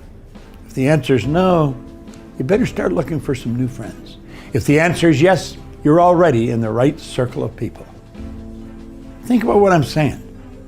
The people we're surrounded with have a phenomenal impact on our life and help make us who we are. William James from Harvard said, believe and your belief will create the fact. All things are possible if you believe. Well, you know, I studied for a long time. I started to study this book, Think and Grow Rich. And he talks about belief in here. He says you're not ready for what you want until you believe you can get it. I found that the only 2 sources of reference we could go to find out anything about ourselves is science and religion. They all say you've got to believe. So I got figuring out, how do you believe? How do you change a belief? Interesting subject, because I'm going to tell you something. Your results are nothing but the manifestation of your belief system. Well, our belief system, now listen carefully, is based upon our evaluation of something. And frequently when we reevaluate a situation, our belief about that situation will change. Let me repeat that. Our belief system is based upon our evaluation of something. Frequently, if we reevaluate a situation, our belief about it will change. I began reevaluating who I was. I started to study. I never stopped studying. And I found as I reevaluated, I had a much higher opinion of myself. I found out things about me that I would have never believed if you had told me. The power that's locked up within us, the marvelous system we've got. Do you know the blood circulates through your veins every 33 seconds, through hundreds of miles of passageway, bang, just like that, clears all the food in and all the garbage out. Stop and think of the central nervous system. It's the most complex electrical system in the world. And you've got it. Think of your brain, an electronic switching station like that.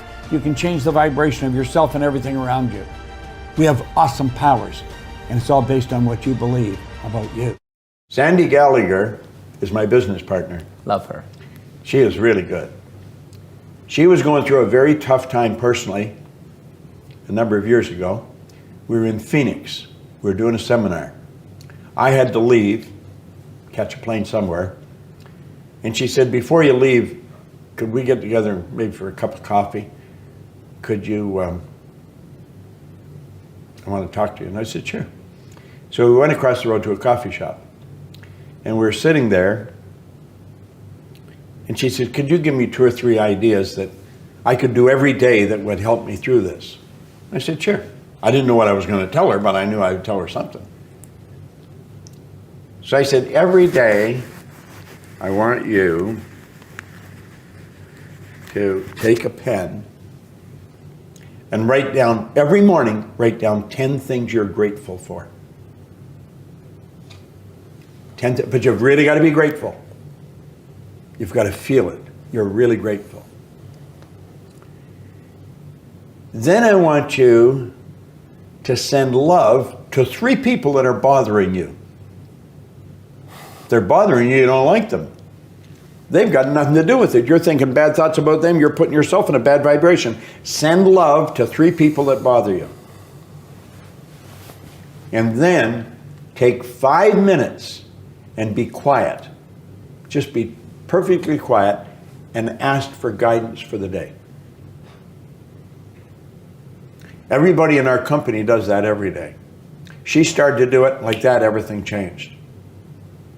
In fact, my assistant, Gina, who's been with me over 30 years, she was working in Phoenix, and I phoned Gina, and I told her what I wanted. Within an hour, she had a pad printed at Kinko's and had it, the 10 things, one down to 10, you know.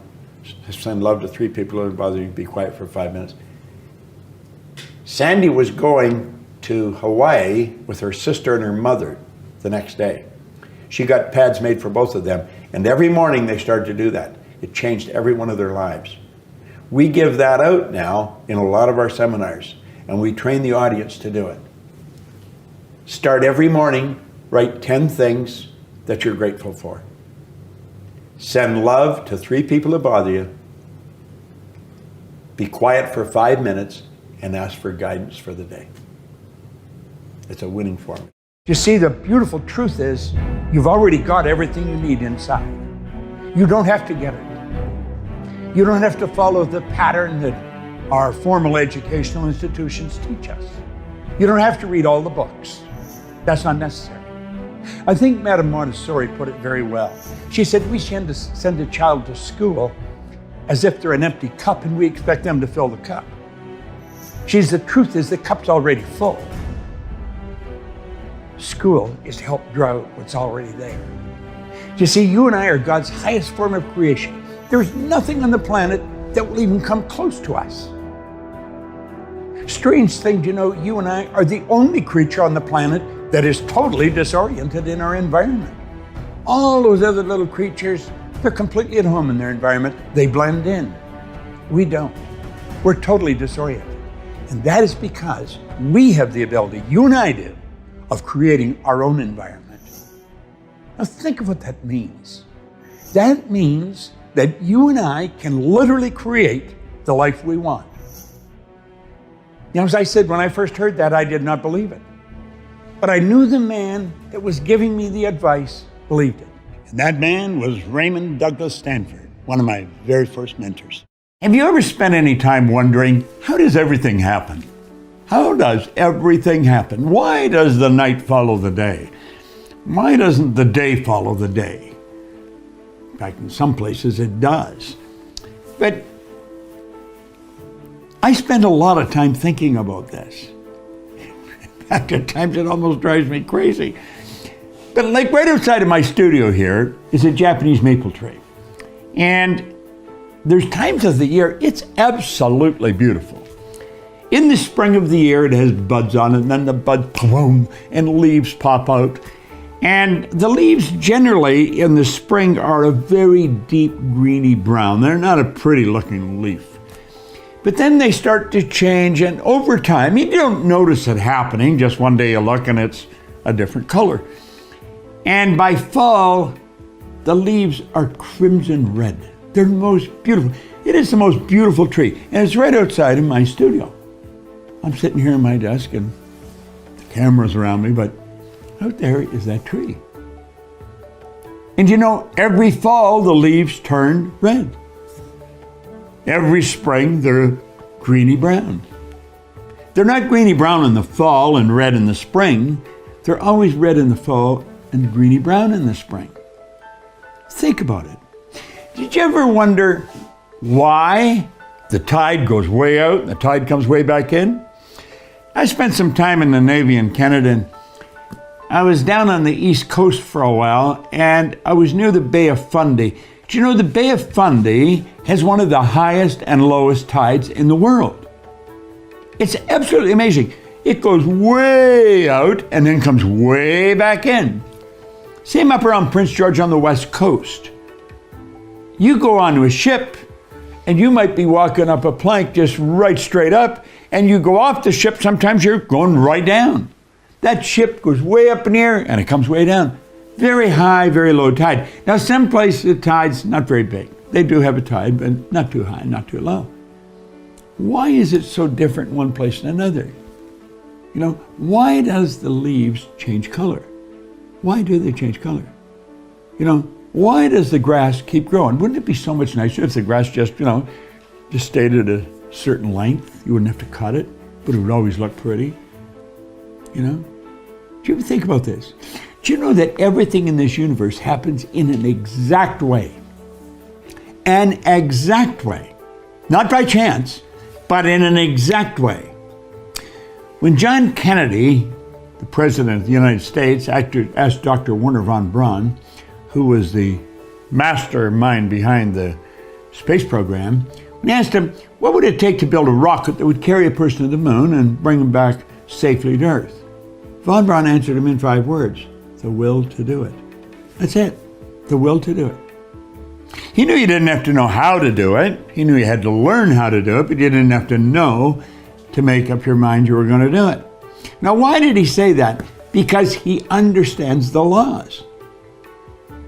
Von Braun one time said after years of studying the spectacular mysteries of the cosmos, he was led into a firm belief in the existence of God. And he said, the natural laws of this universe are so precise that we don't even have any difficulty building spaceship. We can send people to the moon, and we can time the landing with the precision of a fraction of a second. Now, he said these laws must have been set by someone.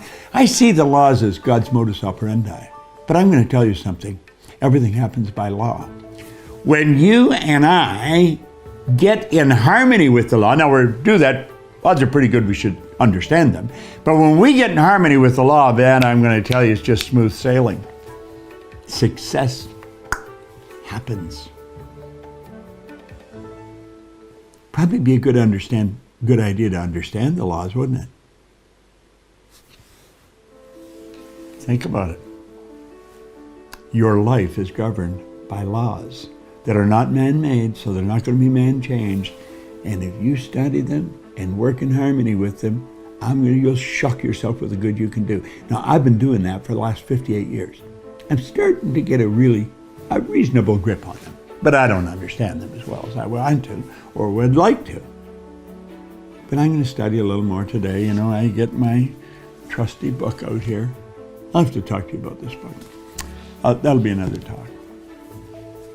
Study the laws. Find out what they write, what they're like. What are the laws? And then study them. You'll win. You ever notice that some people seem to want to hang on to stuff that is bothering them? They're forever talking about it. They don't want to let it go. They've had a failure at something and it's grown. They can't get over it. They just can't get over it. Or somebody said something nasty to them. They don't want to let it go. Do you know what we should do? We should ask ourselves, everything that happens, is this serving me? Is this serving me? And if it's not serving you, get rid of it. You don't want anything in your life that's not serving you, that's not causing you to grow, that's not adding to the quality of your life. I don't care what it is. You will find some people, they just hold on to bad stuff. They hold on to problems. They don't want to seem to let it go. And that adds more problems. Whatever you focus on grows. The only thing that can grow is the thing you give energy to.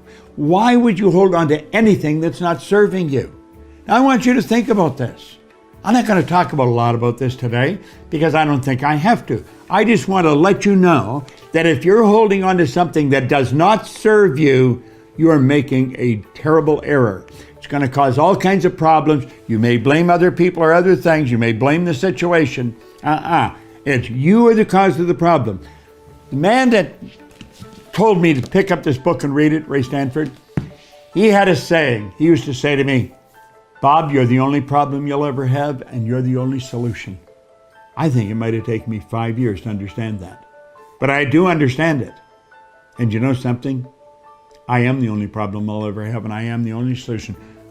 Don't hold on to anything that is not serving you. Reject it. Do you know the beautiful part about having an inductive reasoning factor? That's the part that chooses thoughts. You can accept or reject. The beautiful part of your mind, you can accept or reject anything that comes into your world. Accept or reject it. It's a choice. Don't hold on to anything that is not serving you. Right now, I'm standing in the middle of my library. This is my favorite place. Do you know, Earl Nightingale said if you surround your mind with greatness, some of it's going to rub off. Well, hopefully, some of it has rubbed off on me. I have maybe 3,000 or 4,000 books here on the shelf. They're all in alphabetical order, by author. They're all cataloged. So I know where to find something just like that. I go by authors more than the title of the book. Do you know that when I started studying these books, I really didn't know very much about anything. I had 2 months high school. I was 26 years old. I had a bad work record, a bad attitude, and virtually no experience. And you know, in a relatively short period of time, my income went from $4,000 to $175,000 a year. Then it went over $1 million. There's a saying on all of your seminars, on the tickets, if you have to borrow money for this, do it. It may be the last time you're doing it. Listen, Wow. when I read this, I owed everybody I knew money.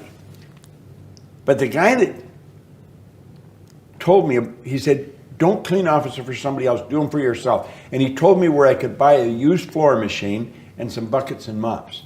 It was going to cost $980. I mean, I didn't know anyone would lend me money because I never paid them back. Not that I didn't want to, I just never had any money. Well, I searched and searched and searched, and I found a guy that lent me $1,000. So when somebody tells me they can't borrow money, I know that they haven't tried. I think anybody can borrow $1,000 somewhere. And that's what I did. And I turned it into a multi-million-dollar organization. I sat down one day with my pen in this business. I said, I'm going to build a company that operates all over the world. We operate all over the world. So if you have to borrow money, borrow the money. But get into the business. Actually do it. Although you cannot change conditions or circumstance, you don't have to let them control you. We can't control what's going on outside, but we can control what's going on inside.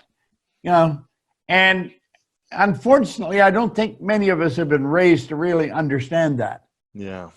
And it's a lack of understanding that's causing all our problems. We are the only creature on the planet that's totally disoriented in our environment. All the little squirrels, the birds, all the animals are completely at home in their environment. They blend in. You and I are totally disoriented in our environment. We've been given the mental faculties to create our own environment. However, we go right through school and we've never learned that. We have higher faculties, and the average person has no knowledge of how to operate with them, how to develop them. We have perception, the will, reason, imagination, memory, and intuition. Now, those mental faculties, they're not just words, they're actually mental faculties that we can use to take control over our world and to create the environment that we want. But unfortunately, we grow up, we don't know that. We've been raised to live through by what we see, hear, smell, taste, and touch, our physical senses. And we've been raised to be controlled by what's going on outside. As little kids, will you listen to what I'm telling you? Will you look at this? You know, and so it's all outside. We get our report card, and that tells us what kind of student we are. But it really tells us where our mind was at for a few minutes 3 weeks ago. Got nothing to do with who we are. So I think we're raised in ignorance, actually. There's a very small percentage of the population that have a reasonably clear understanding of who they are and what they're capable of doing. But the ones that do are in the minority. The future must become the present in the imagination of the one who would wisely and consciously create circumstances. I think right now everybody wants to create circumstances because they don't like the ones they find themselves in. But you see, you cannot change the circumstance you find yourself in. You can only change your perception of them. And when you do that, you change the circumstance.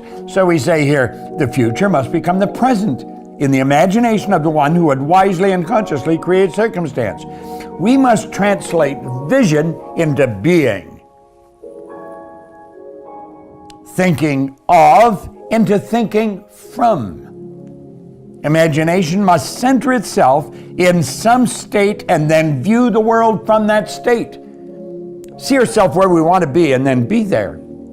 Thinking from the end is an intense perception of the world of fulfilled desire. That is so cool. Thinking from the end is an intense perception of the world of fulfilled desire. So what are we doing?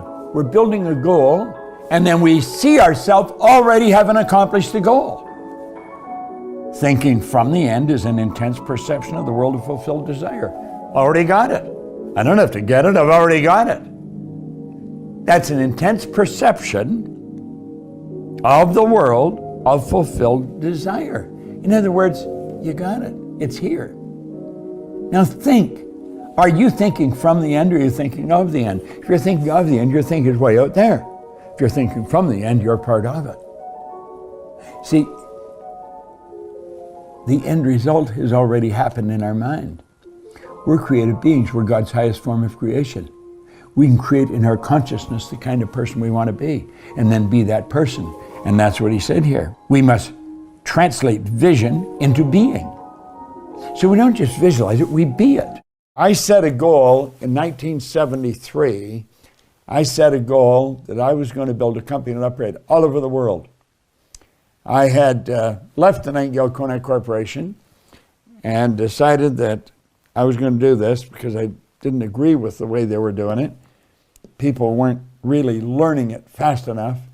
They wouldn't get involved in the repetition. We were selling recordings, but the recordings weren't working because the people didn't understand how to use them.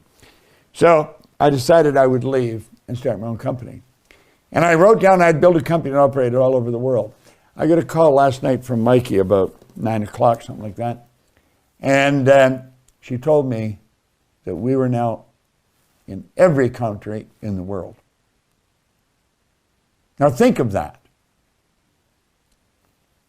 We had a broadcast going on here at 10 o'clock this morning. Some of you would be familiar with it, some of you may have been on it. And that broadcast had attracted thousands, literally thousands of people from every country in the world.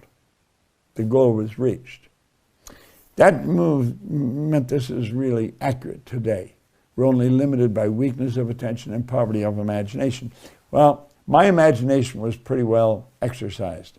I don't have any difficulty building huge ideas in my mind and just figuring out how to do it. Now stay with me here.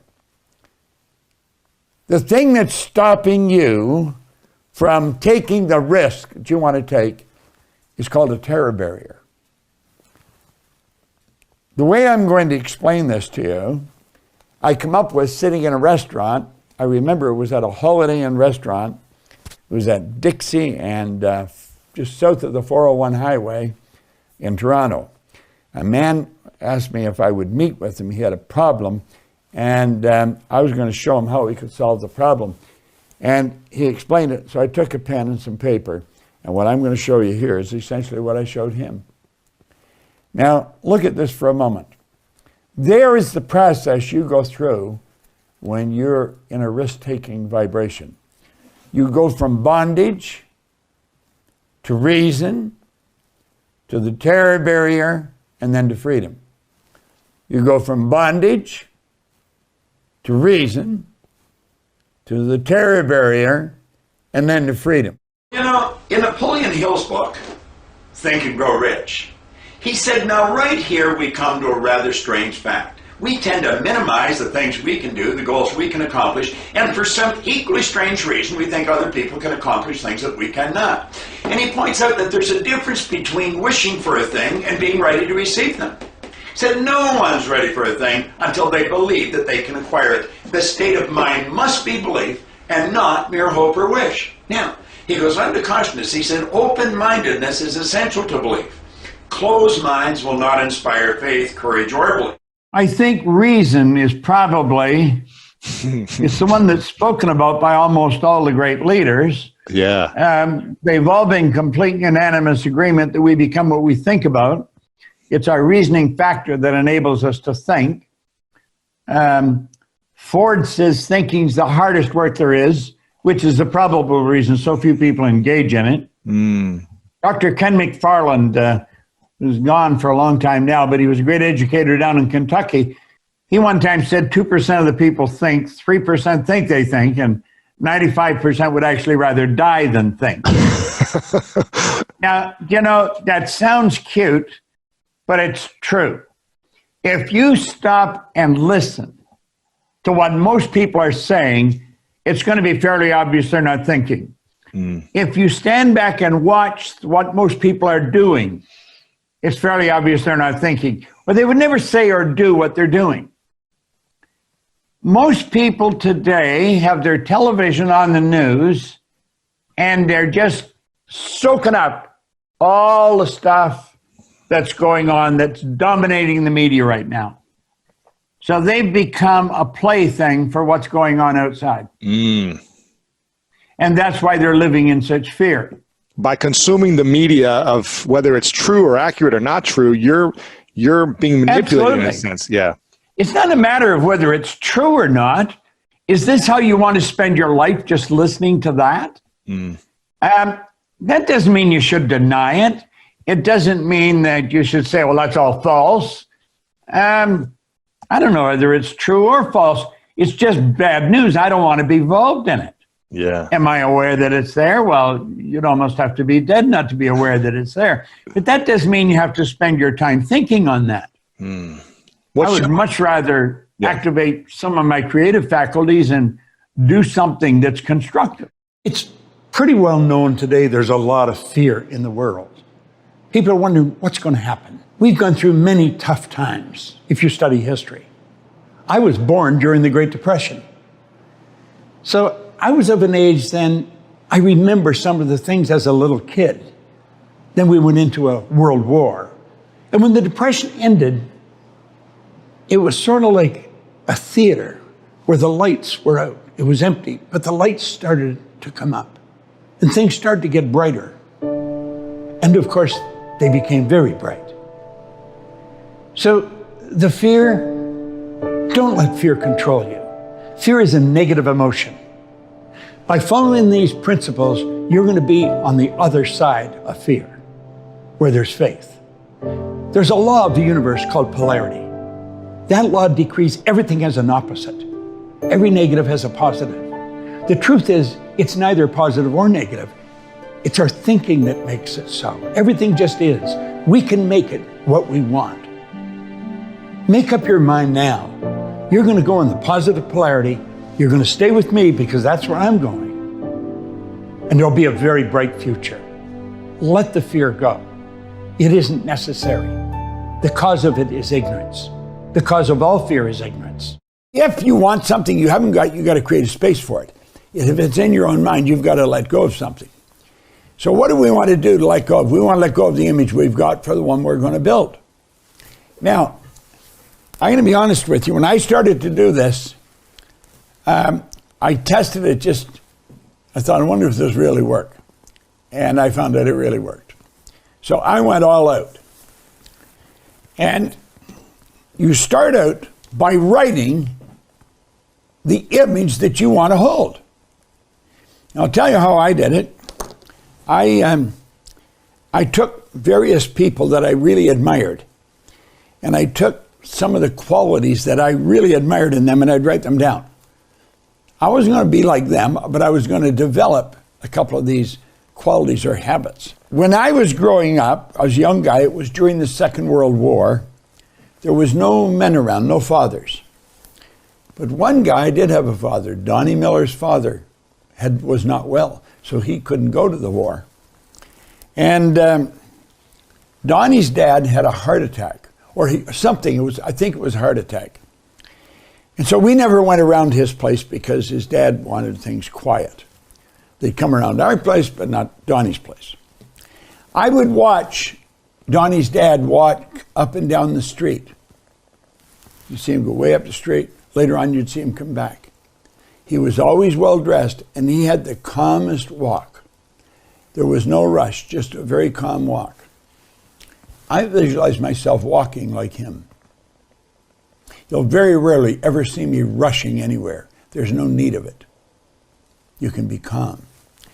So when I built my self-image, I built it around certain things. Ray Stanford always had money. I told you earlier. I don't know how to get into this thing now. Always have some money. Always.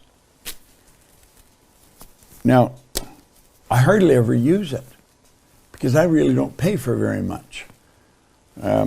I get somebody in the company to order whatever I want. But you see, I never had any money. Ray always had a roll on him. He would have a roll like that in his pocket all the time. Now, there's about $3,000 here. There's not about, there is $3,000 here. You see?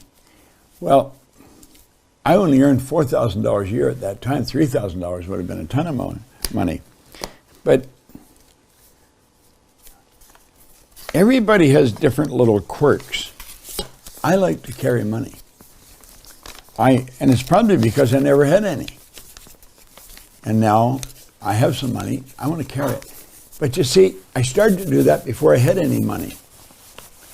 And I would take and I would put phony money in a roll, but I would have the right thing on the outside. It was the thickness of it. My mind didn't know the difference. I knew intellectually the difference, and then shortly I didn't even pay any difference to that. It was the feel of it. I did different things. I watched different people. I saw how this person did this and somebody else did that. I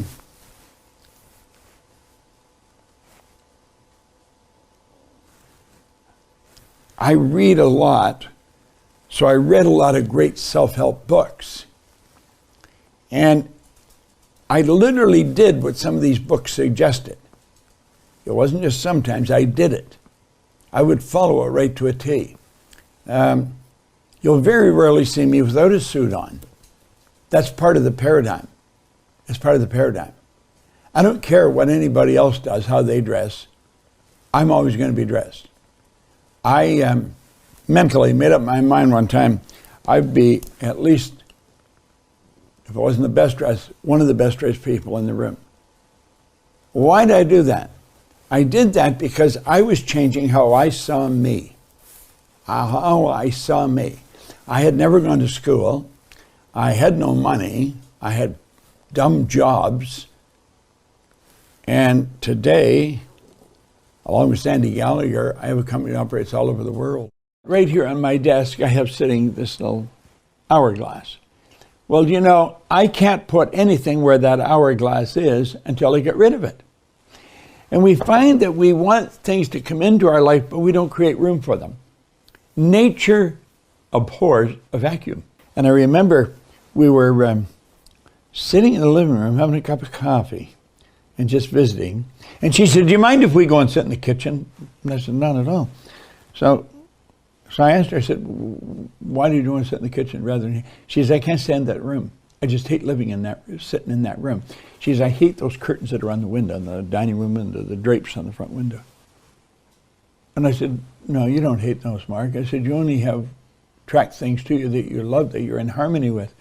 I said, if you really didn't love them, you get rid of them. But she said, I'm going to put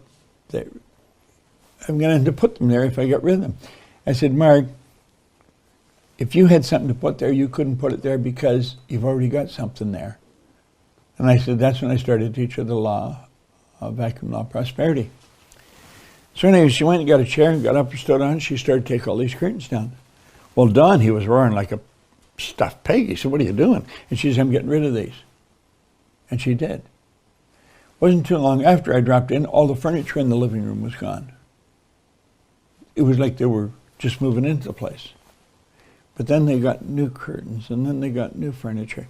And you know, everything in that house changed. Wasn't too long they were in business for themselves. They're both gone now. But when they left, they were fairly well off. They had a beautiful place in Florida they'd go to in winter. The family still runs their own business. I mean, it was such a beautiful thing to see. And it was all, and I tell the story in here because it was all about the vacuum law of prosperity. Well, what have you got in your life that you don't want? Or that you don't like? Or what is it that you've got that you really want to get rid of? You've got to get rid of this stuff. Get rid of it. Give it away. See, nature truly does abhor a vacuum. When you make space for the good that you desire, that's when the good's going to come. Most people don't make the space for the good that they desire. You know, the truth is your spiritual DNA is perfect. We hear a lot of talk about DNA today.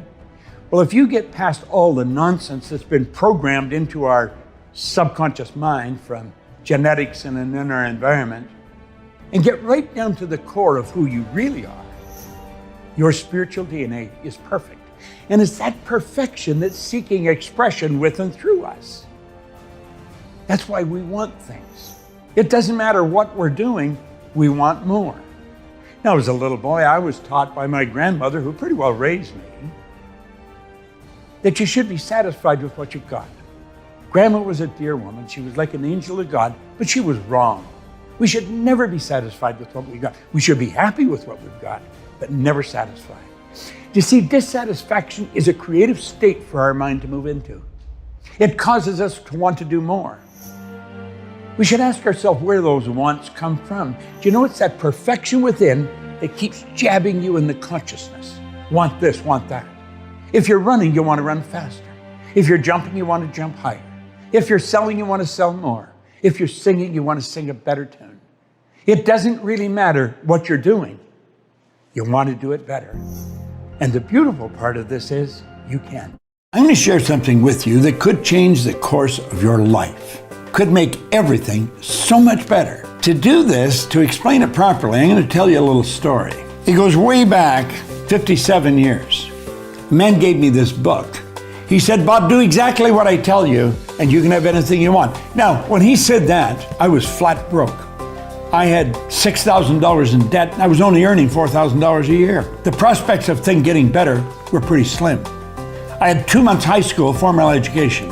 I had absolutely no business experience. I was not in a good spot. But he said, listen, there are all reasons why you can't win, Bob. He said, if you do what I tell you and study this book, is you're going to figure out how you can. Now, this is Napoleon Hill's book, Think and Grow Rich. He spent his whole life studying 500 of the world's most successful individuals, and he found there was a golden thread running through their life, and that's what's in this book.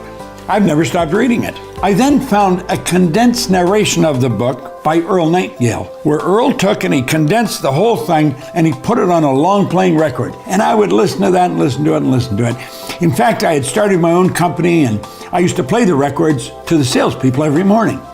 Well, one morning, it was very early, just finished the sales meeting, just finished playing Earl's record. And I said at the end of the meeting, I said, man, I'd really love to meet him. One of the salespeople said, no, you wouldn't. I said, what do you mean I wouldn't? He said, if you really wanted to meet him, you'd go and meet him. And I thought, you know something, you're right. I got on the phone and I got an appointment with Earl Nightingale. Now that wasn't an easy thing to do. Earl was the most listened to man in the history of the broadcasting industry at the time. Earl Nightingale and Lloyd Conant started the Nightingale-Conant Corporation, who literally started the personal development business as we know it today in recorded fashion. He was considered the dean of personal motivation. There was probably a couple of million people that would have loved to sat down with him. But I got the appointment. At the end of the meeting, I had a wonderful time there. When I was leaving, I said, Earl, what is the big deal? What is the real secret of life to making things happen? Well, he said, there isn't any secret to success, Bob. He said, it's a simple matter of figuring out what you absolutely love to do and then make a decision to dedicate your life to it. Then every day you're going to be doing what you love to do. He said, the problem with most people is they never decide what they love to do and they don't make a decision to dedicate their life to anything. They just go from one thing to the next. People have regrets. I mean, if you want to go to a nursing home and just feel that for a minute, if you look in through their eyes, you can see there's regret. Well, most people do, but most people don't do anything. You see, I often say, how do you do something? Well, there's where the goals come in. That's where the purpose for life comes in. You got to have a main purpose. You got to have a purpose for life.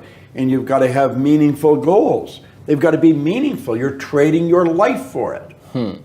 Like I often say in a seminar, I want you to imagine you're at the end of the road. And you know you're at the end of the road. Your body's so weak, they've got you tied in a wheelchair. Or they've got you in a crib bed. So you don't fall out, kill yourself. Right. Just imagine, all you can do is relive your life. I want you to imagine you're there and you go back and think, God, I wonder if we had moved there, what would have happened? If we had started that company, remember we're going to sell the house and start that company. If we had done this, I wonder what would have happened. And then, God, if I could only do it over again. I said, wouldn't that be terrible? Spend the last days of your life like that? Wouldn't it be better if you look back and say, wow, what a trip. God, I remember we did that. Remember we blew our brains out on that. We lost everything we had. But you know, when you lose it big enough, it can be exhilarating. And then we did this. And what you're doing is laying there and you're reliving your whole life. And that's the goal. Got to have the goal. I'm always asked, how do you stay so young? And I tell them I don't hang around old people. And I said that, I think, sort of as a joke one time. But then I realized it was no joke. It's the truth. I I don't mix with anybody my age. I'm 85 years old in July. So I was born in 1934. That's a long time ago. I don't go by age of anything. I've become aware that age is, it's a number. And it has nothing to do with who we are, what we're going to do. And when we clearly understand that, our life will change. You know, the idea of 65 for retirement is pretty well accepted worldwide. And it was accepted by Otto von Bismarck when he was Chancellor of Germany. Somebody said, you know, we should have an age where people can stop working, the government just send them a check. He said, that's a hell of a good idea. So he just arbitrarily picked 65. Well, a number of years later, when they were going to do it in America, they said, is anybody doing this? And they said, I think they're doing it in Germany. What age? 65. And it's accepted. 65 is the age of retirement. Why would we want to retire at all? See, I see retire as pull back from life. That's what it means. Why would we want to do that? I never want to do it. I never want to retire. I think that would be a despicable thing to do.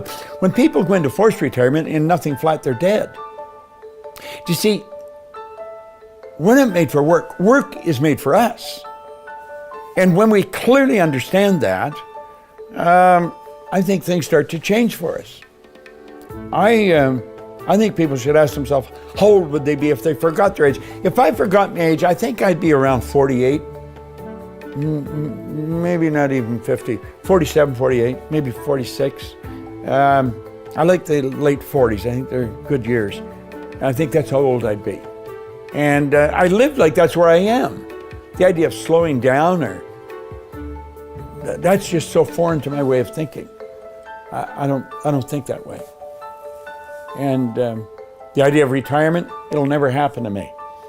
I'm going to go full tilt right until the show's over. That's my attitude towards it. I don't hang around old people. Most old people are old people. And they talk about old things, you know, and they're reminiscing all the time. We ought to believe that we're creative beings and there's nowhere we haven't gone that we can't go. So let's get up and get moving. That's my attitude on age. When President John Kennedy asked the father of the space program, the famous Dr. Wernher von Braun, what it would take to build a rocket that would carry a person to the moon and bring him back safely to Earth, he answered him in 5 words: the will to do it. The will to do it. Pretty light, simple answer for such an enormous question. But I'm going to tell you something, the will to do it, that had a lot of power in it. What do we mean by that, the will to do it? Well, will is one of your higher faculties. You have perception, reason, memory, imagination, intuition, and the will. Will is a mental faculty that gives you the ability to hold one idea on the screen of the mind to the exclusion of all outside distractions. You know, you'd be hard pressed to figure out how many things are trying to grab your attention at any given time. But there's all kinds of things going on around that are begging your conscious attention. You can block them all out and keep one idea on the screen of the mind with your will. Will is a mental faculty that gives you the ability to hold one idea on the screen of the mind to the exclusion of all outside distractions. It's the will that gives you the ability to concentrate. Concentration is a powerful mental tool. How do you develop your will? I'll tell you. You take your pen or a little black marker and go opposite to your favorite chair. There's a wall opposite your favorite chair. Put a little dot on the wall. Do it when nobody sees you doing it, and nobody will ever notice the dot's there. Every time you sit in that favorite chair, focus on that dot. Bring all of your conscious attention to bear on the dot. Now, when you look at it, your mind will wander. That's okay. Don't feel bad because it wandered. Bring it back to the dot. Every time it wanders, if you concentrate on that dot for a half a second, you'll probably set a family record. Our mind is so busy. You focus on the dot, you find your mind wander. Don't feel bad, bring it back to the dot. You can get to the point where you can concentrate for quite a while. And I'm telling you, you concentrate for a while, you're developing great powers. Or get a candle in a candle holder and put it somewhere around your favorite chair. When you're alone, light the candle and stare at the flame. And stare at that flame until you mentally become one with the flame. Now again, your mind's going to wander. Don't feel bad about it. Bring it back to the flame. Just bring it back to the flame. When you learn to concentrate on one thing, you can concentrate on anything, because that is how you develop your will. Opportunity is an interesting word. And like most words, it's misunderstood. See, the average person is looking at opportunity as something they're going to get. So they're out looking to get something. Opportunity is what you're going to give. See, it's the person that's thinking of an idea. How can I do more? How can I provide more service for the people we provide service for? Do you know I spend almost all of my time thinking of how I can help you more than I'm helping you? I'm here in my studio. We spent $1 million building a studio so that I can communicate more effectively with our clients.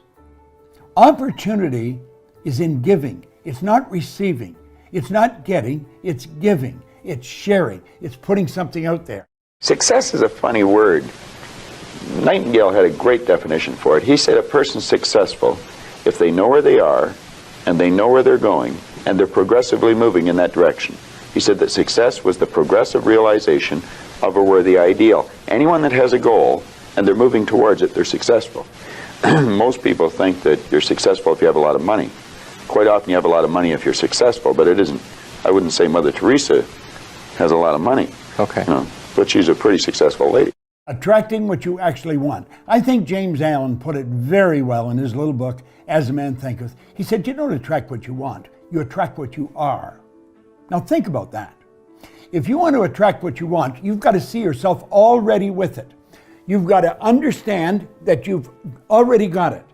First of all, clearly understand this. Nothing is created or destroyed. That means everything's already here. If not in one state, certainly in another. Where did the iPhone come from? The iPhone came from a series of ideas that individuals entertained in their mind. And they kept holding the idea until the stuff came to them that enabled them to build the phone. The stuff had already been here. Nothing is created or destroyed. All science, all theology teach that. If nothing's created or destroyed, everything that is already here. Our problem is we've got to wait until we see it outside before we believe we've got it. Start dealing with the non-physical world, with the invisible world, with the world that you can't see through these little peepers that you've got here we call eyes. Start to see yourself mentally. You've been given the faculties to do that. Use your imagination. See yourself already in possession of the good you desire. That will flip your mind onto a specific frequency, and you do think on frequencies. It's on that frequency that good you desire is going to start coming toward you, and you will start moving toward it. If you want to attract what you actually want, you've got to see yourself now already with it. And know it's only a period of time until you moving toward it and it moving toward you, and you become one with it. Stop and think of any large company. I don't care, anyone. Right. You can go to the leaders of that company and you can say, who are your stars? I mean the ones that are really making it happen. And they've all got a few. Say, what are they doing that's so different? Why don't you find out what they're doing and teach it to everybody? Oh, well, everybody couldn't do it. Why are they doing it? You know something? The stars don't know why they're stars. And they'll say, well, they're smart. Some of them aren't very smart. Smart's got nothing to do with it. They have shifted their paradigm. They've knocked the wall down and they built an image and they followed the rules. They just didn't know what they were doing. I didn't know what I was doing. I was earning over $1 million a year. I had no idea what the hell I was doing. I'd say I was cleaning offices. That was almost incidental.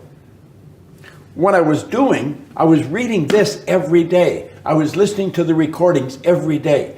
I was reprogramming my subconscious mind.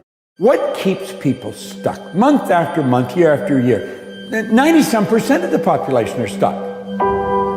You've got people graduating with all kinds of degrees, and the results wouldn't indicate that they know very much at all. Most people don't understand what's going on inside. There's something that's stopping them, and it's called a paradigm. See, when paradigms are in control, nothing changes. Nothing. And that's why most people, they get the same results year after year. People know how to do better than they're doing. The problem is they don't know why they're not doing what they know how to do. See, it's the paradigm that produces the result. And if we're going to change the result, there's only one way to do it. Just one. You're going to change the paradigm. A man's environment is a merciless mirror of him as a human being. And if he thinks his environment can stand a little improvement, all he has to do is improve, and his environment will improve to reflect the changing man. All knowledge, all power is 100% evenly present in all places at the same time. Your spiritual DNA is perfect, so is mine. There's perfection within. What we've got to learn is draw. Everybody wants to be happy, but not everybody is happy. You know, I could take you back to the man that gave me this book, Ray Stanford. I was a very unhappy individual. I was a sad soul, believe me. And I remember one day he said, Proctor, you're going to have to change. He said, would you like to be happy? Well, I used to think that was something that happened to some people, but you weren't in control of it. I really never knew that I could control my own happiness. I did not know that. And I'm going to tell you something. There's a whole lot of people who do not know that. Otherwise, you wouldn't find so many people who are pretty sad. He said, I'm going to tell you a secret, Proctor. And he said, if you get it, you can benefit from this till you're a very old man. He said, you are in control of your own happiness. Now he said, I'm going to tell you why you're not happy.